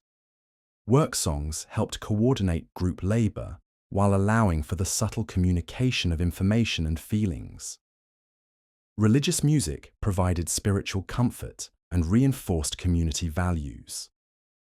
Secular songs preserved stories, celebrated relationships, and provided outlets for emotions that couldn't be safely expressed in other ways. The development of leadership structures within slave communities required extraordinary diplomatic skills and moral courage. Leaders had to provide guidance and support for their people while avoiding actions that would attract unwanted attention from masters and overseers. They had to balance competing needs and interests within their communities while maintaining unity in the face of external pressures designed to create division and conflict. These leaders often emerged organically, gaining respect through their wisdom, courage, and commitment to their community's welfare. They served as mediators in disputes, advisors on survival strategies, and keepers of community traditions and values. Their role was crucial to the maintenance of slave communities, but it also made them targets for masters who understood that destroying leadership could break the spirit of resistance. As we continue to explore the complex realities of survival under medieval slavery, we see that the human capacity for adaptation, resistance, and community formation extended far beyond what might seem possible under such oppressive conditions. The men, women, and children who endured these systems developed strategies and created institutions that speak to the deepest aspects of human resilience and the unbreakable nature of the human spirit in the face of systematic attempts to destroy it. The intersection of slavery with medieval concepts of time created a peculiar form of psychological torture that few historians have adequately explored. Unlike free people, who could plan for the future, save for old age, or dream of leaving something for their children, slaves lived in a suspended present where tomorrow was always uncertain and yesterday was often too painful to remember. Consider the brutal mathematics of a slave's existence. You might work for 20 years on the same estate, understanding every stone in every wall, knowing the names of every animal, memorizing the seasonal rhythms that govern the land, yet none of it belonged to you. The fruits of your labor enriched others. The children you raised would serve the same masters who owned you. The skills you developed only made you more valuable property, not more free. This temporal imprisonment affected the mind in ways that physical chains could not. Free people measured their lives in achievements, in accumulated wealth, in children who might rise higher than their parents. Slaves measured theirs in survival, in days without punishment, in small moments of human connection that their masters couldn't regulate or destroy. The development of what we might call slave time represented a form of resistance against this psychological imprisonment. Within their communities, enslaved people created their own calendars of meaning. They marked births and deaths with ceremonies that their masters never saw. They celebrated holidays that connected them to their ancestral traditions. They counted time not just in seasons and years, but in the secret rhythms of their own cultural survival. These alternative chronologies served crucial psychological functions. They provided continuity with the past and hope for the future. They created space for personal meaning within lives that were otherwise entirely controlled by others. They reminded enslaved people that they were part of something larger than their immediate circumstances, connected to ancestors who had been free and to descendants who might someday know freedom again. The question of legacy became particularly acute for skilled slaves who possessed knowledge that could benefit future generations. Craftsmen who had mastered complex techniques, healers who understood sophisticated medical practices, scholars who had memorized vast amounts of information, all faced the challenge of passing on their expertise in circumstances where formal teaching was often forbidden. Some developed elaborate systems of apprenticeship that disguised learning as casual interaction. A master carpenter might teach woodworking skills to younger slaves by having them assist with projects, gradually revealing advanced techniques through hands-on experience. A healer might share knowledge of medicinal plants by taking assistance on foraging expeditions that appeared to be simple food gathering. These teaching relationships required extraordinary trust and patience. Both teacher and student understood that discovery could result in severe punishment. Knowledge had to be transmitted gradually, tested carefully, and applied with extreme discretion. Yet somehow, crucial skills and information passed from one generation to the next, preserving human knowledge that might otherwise have been lost forever. The role of elderly slaves in these knowledge transmission networks was particularly important. Those who had survived long enough to reach old age possessed invaluable experience about navigating the slave system. They had seen masters come and go, witnessed changes in laws and customs, observed which survival strategies worked and which led to disaster. These elders often became informal advisors to younger slaves, sharing wisdom about reading masters' moods, avoiding dangerous situations, and finding opportunities within the constraints of bondage. Their knowledge was hard-won through decades of careful observation and bitter experience. They understood that their role as teachers might be the most important contribution they could make to their community's survival. The development of what modern scholars might call institutional memory within slave communities represented a remarkable achievement under nearly impossible circumstances. Despite being denied access to written records, despite frequent separations and sales, despite systematic attempts to destroy their cultural continuity, enslaved people maintained detailed knowledge of their community's histories, traditions, and accumulated wisdom. This institutional memory was preserved through carefully structured oral traditions that assigned different individuals responsibility for different types of knowledge. Some specialized in genealogies, maintaining detailed knowledge of family relationships across multiple generations. Others focused on historical events, preserving accounts of significant occurrences that shaped their community's experiences. Still others became keepers of practical knowledge, memorizing information about local geography, seasonal patterns, trusted contacts, and survival techniques. Together, these knowledge keepers created a distributed library of information that was far more resilient than any written record could have been under their circumstances. The question of mental health in slave communities reveals another dimension of the survival challenge that has received insufficient attention from historians. The constant stress of living under threat, the accumulated trauma of witnessing and experiencing brutality, the psychological burden of being treated as property rather than as human beings, all of these factors created mental health challenges that enslaved people had to address without any formal support systems. Many slaves developed what we might now recognize as symptoms of depression, anxiety, and post-traumatic stress.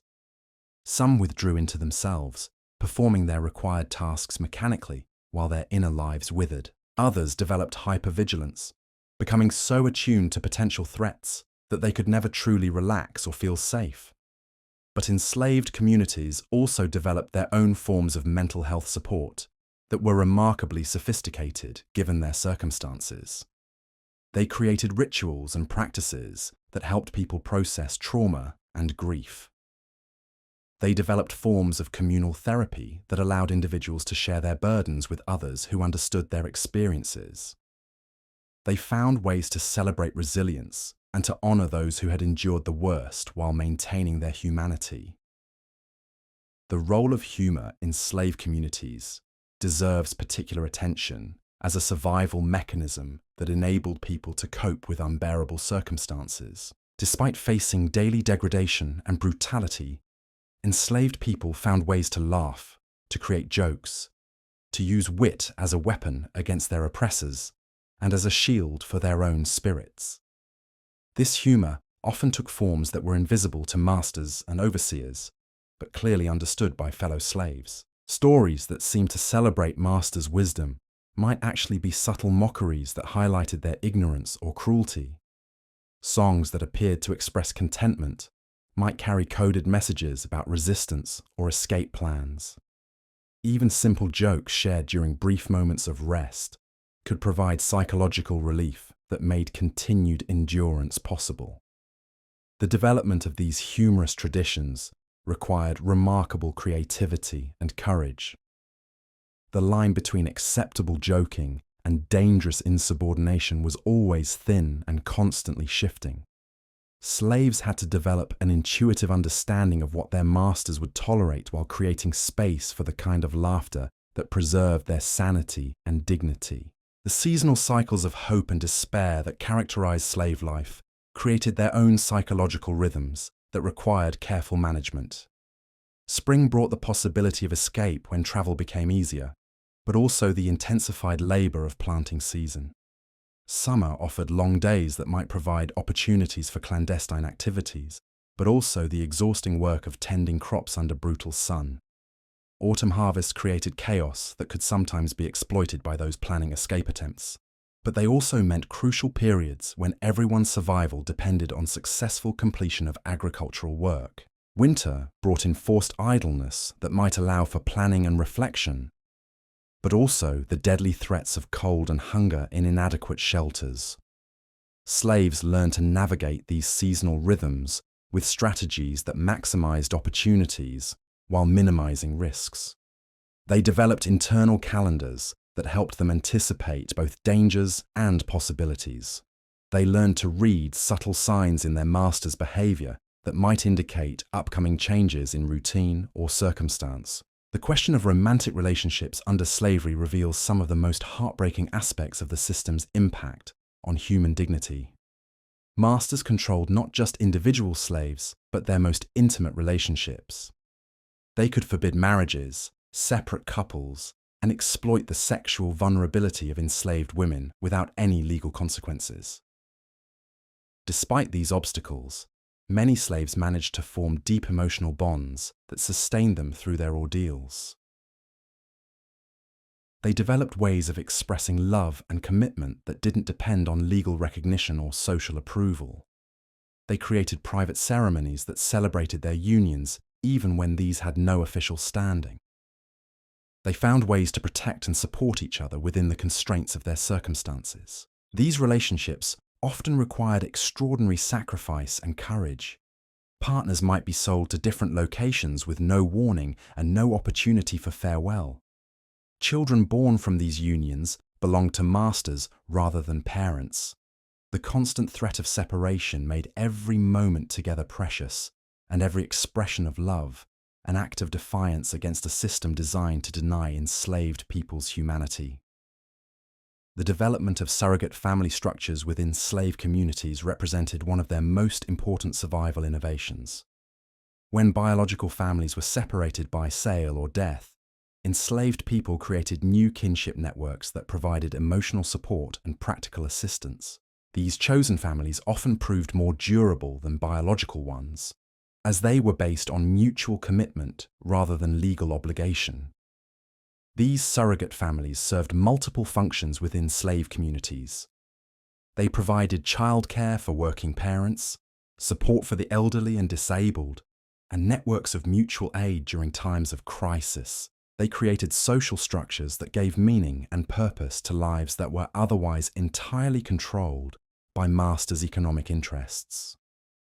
The rituals and customs that developed around these chosen families often blended elements from multiple cultural traditions, creating new forms of social organization that were uniquely adapted to the circumstances of slave life. These innovations demonstrated the remarkable creativity and resilience of people who refused to allow their humanity to be destroyed, even under the most oppressive conditions. The question of privacy in slave communities reveals another dimension of the psychological challenges faced by enslaved people. Living in cramped quarters with little personal space, under constant surveillance by masters and overseers, slaves had few opportunities for solitude or private reflection. Yet they found ways to create psychological privacy, even when physical privacy was impossible. Some developed internal practices of meditation or prayer that created mental spaces where their masters could never intrude. Others learned to find moments of solitude in the midst of group activities, creating islands of privacy within communal experiences. Still, others used work activities as opportunities for private thought and reflection, finding ways to maintain their inner lives even while performing required labor. These practices of creating psychological privacy were crucial for maintaining mental health and personal identity under circumstances that were designed to strip away both. They enabled enslaved people to preserve aspects of themselves that remained untouched by their master's control, providing resources for resistance and hope that could sustain them through the darkest times. The development of artistic traditions within slave communities served multiple purposes beyond simple aesthetic expression. Art became a way of preserving cultural memory, communicating coded information, and creating beauty in circumstances that were otherwise dominated by brutality and degradation. Visual arts often incorporated symbols and motifs that carried meanings invisible to masters but clearly understood by fellow slaves. Textile patterns might encode information about escape routes or safe houses. Carved objects could incorporate traditional designs that maintained connections to ancestral cultures. Even simple decorative elements could serve as forms of cultural resistance and identity preservation. These artistic traditions were often integrated into practical objects and daily activities, making them less likely to attract unwanted attention from overseers. A cooking pot might be decorated with traditional patterns. A work song might preserve ancient melodies. A quilt might incorporate symbols that told stories or conveyed information crucial to community survival. The question of individual versus collective survival created ongoing tensions within slave communities that required constant negotiation and balance. Actions that might benefit one person could sometimes endanger others. Resources that could improve one family's circumstances might be desperately needed by the broader community. Most enslaved people understood that their individual survival was ultimately dependent on their community's welfare. They developed complex systems of mutual aid and support that balanced individual needs with collective responsibilities. They learned to make personal sacrifices when necessary, while also advocating for their own interests when possible. These negotiations required sophisticated social skills and moral reasoning that were developed under extreme pressure. The decisions were often impossible, involving trade-offs between competing values and loyalties that had no clear resolution. Yet somehow, most slave communities managed to maintain enough cohesion and mutual support to enable their members' survival while preserving the bonds that made that survival meaningful. The role of children in maintaining community morale cannot be overstated. In circumstances where adults faced daily degradation and brutality, the presence of children provided hope for the future and motivation for continued resistance. Children represented the possibility that life could be better for the next generation, that the struggles of the present might eventually lead to freedom or at least improved conditions. Adults often went to extraordinary lengths to protect children from the worst aspects of slave life, while still preparing them for the realities they would face. They created games and stories that taught survival skills while preserving connections to joy and imagination. They found ways to celebrate childhood milestones, even when these had no official recognition or support. The children themselves often served as sources of resilience and hope for their communities. Their laughter and play provided moments of lightness in otherwise grim circumstances. Their questions and curiosity reminded adults of the importance of preserving knowledge and traditions. Their very existence proved that life could continue even under the most oppressive conditions. The intersection of slavery with medieval concepts of masculinity and femininity created additional challenges for enslaved people who had to navigate gender expectations that often conflicted with their circumstances. Male slaves were expected to be strong and productive laborers, while also being submissive and non-threatening to their masters. Female slaves faced the impossible task of being both sexually available to their masters and morally pure, according to community standards. These contradictory expectations required constant psychological flexibility and emotional resilience. Enslaved people learned to perform different versions of their gender identity depending on their audience and circumstances. They developed ways of preserving their own sense of masculine or feminine identity while adapting their behavior to meet their master's expectations. The question of resistance versus accommodation remained a constant source of debate and tension within slave communities. Some argued for direct confrontation with their oppressors, believing that death was preferable to continued bondage. Others advocated for strategic compliance, maintaining that survival itself was a form of victory, and that living to fight another day was more valuable than dying for symbolic reasons. Most enslaved people found themselves somewhere between these extremes, choosing their battles carefully and adapting their strategies to changing circumstances. They learned to resist in ways that were sustainable over long periods, understanding that the goal was not just to strike back against their oppressors, but to preserve their communities and cultures for future generations. These strategic decisions required tremendous wisdom and courage. The stakes were always high, and the margin for error was essentially non-existent. Yet somehow, enslaved communities managed to maintain enough resistance to preserve their humanity while avoiding the kind of confrontation that would have resulted in their complete destruction. The development of underground economies within slave communities represented another remarkable achievement under nearly impossible circumstances. Despite having no legal right to own property or engage in commerce, enslaved people created informal systems of trade and exchange that provided them with access to goods and services that their masters didn't supply. These underground economies operated on principles of reciprocity and mutual aid rather than pure market exchange. Someone who had access to extra food might trade it for clothing repairs. A person with healing skills might provide medical care in exchange for help with work assignments. These transactions created networks of mutual obligation and support that strengthened community bonds while providing practical benefits. The operation of these informal economies required extraordinary discretion and trust. Participants had to be certain that their trading partners wouldn't betray them to masters or overseers. They had to develop ways of conducting transactions that wouldn't attract unwanted attention. They had to create systems of value and exchange that operated parallel to, but hidden from, the official economy controlled by their masters. As we reach deeper into these forgotten lives, we begin to understand that survival under medieval slavery required not just individual strength and determination, but the creation of entire alternative societies within the spaces that the dominant culture left unguarded. These hidden communities developed their own values, traditions, and institutions that enabled not just physical survival, but the preservation of human dignity and cultural identity under circumstances designed to destroy both. The remarkable fact is not that some people survived slavery, but that they managed to do so while maintaining their humanity, creativity, and hope for the future.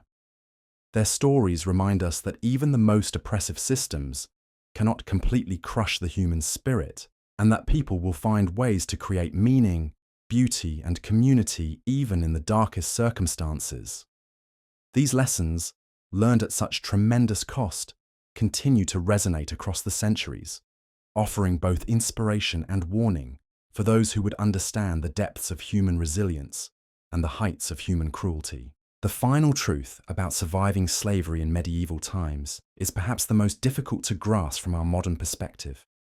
These weren't just individuals enduring hardship. They were human beings maintaining entire civilizations within civilizations, preserving knowledge that would otherwise have been lost forever, and creating forms of resistance so subtle and sophisticated that their masters never fully understood what was happening right under their noses. The end of a slave's story rarely came with dramatic liberation or heroic escape.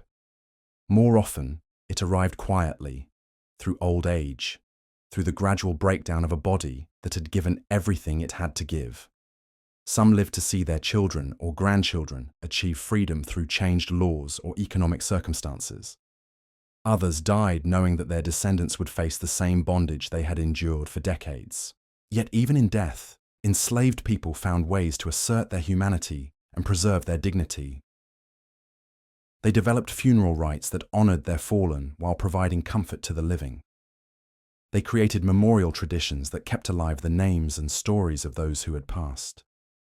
They understood that being remembered was a form of immortality that no master could control or destroy. The gradual decline of medieval slavery systems didn't come from sudden moral awakening or dramatic social change. It emerged slowly through the accumulated pressure of countless individual acts of resistance, through economic changes that made free labor more profitable than slave labor, through the persistent efforts of enslaved communities to preserve their cultures and assert their humanity despite every obstacle placed in their path. The survivors of these systems carried with them knowledge that had been tested under the most extreme circumstances imaginable. They understood human nature in ways that those who had never faced such challenges could not. They possessed insights about resilience, community, and the preservation of hope that represented wisdom, earned through unimaginable suffering.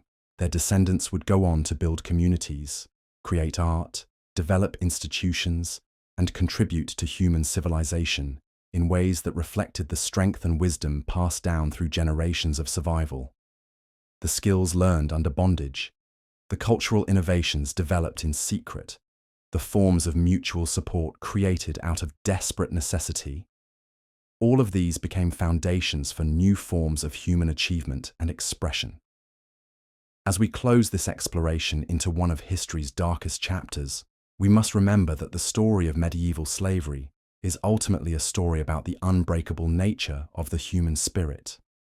It reveals both the depths of cruelty that people can inflict upon one another and the heights of resilience that enable survival under impossible conditions. These forgotten lives remind us that survival itself can be an act of resistance, that maintaining one's humanity in dehumanizing circumstances is a form of victory, and that hope preserved through the darkest times can become the foundation for eventual freedom.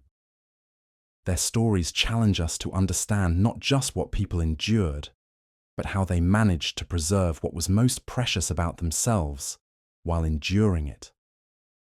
The men, women, and children who survived slavery in medieval times left us a legacy that extends far beyond their immediate circumstances.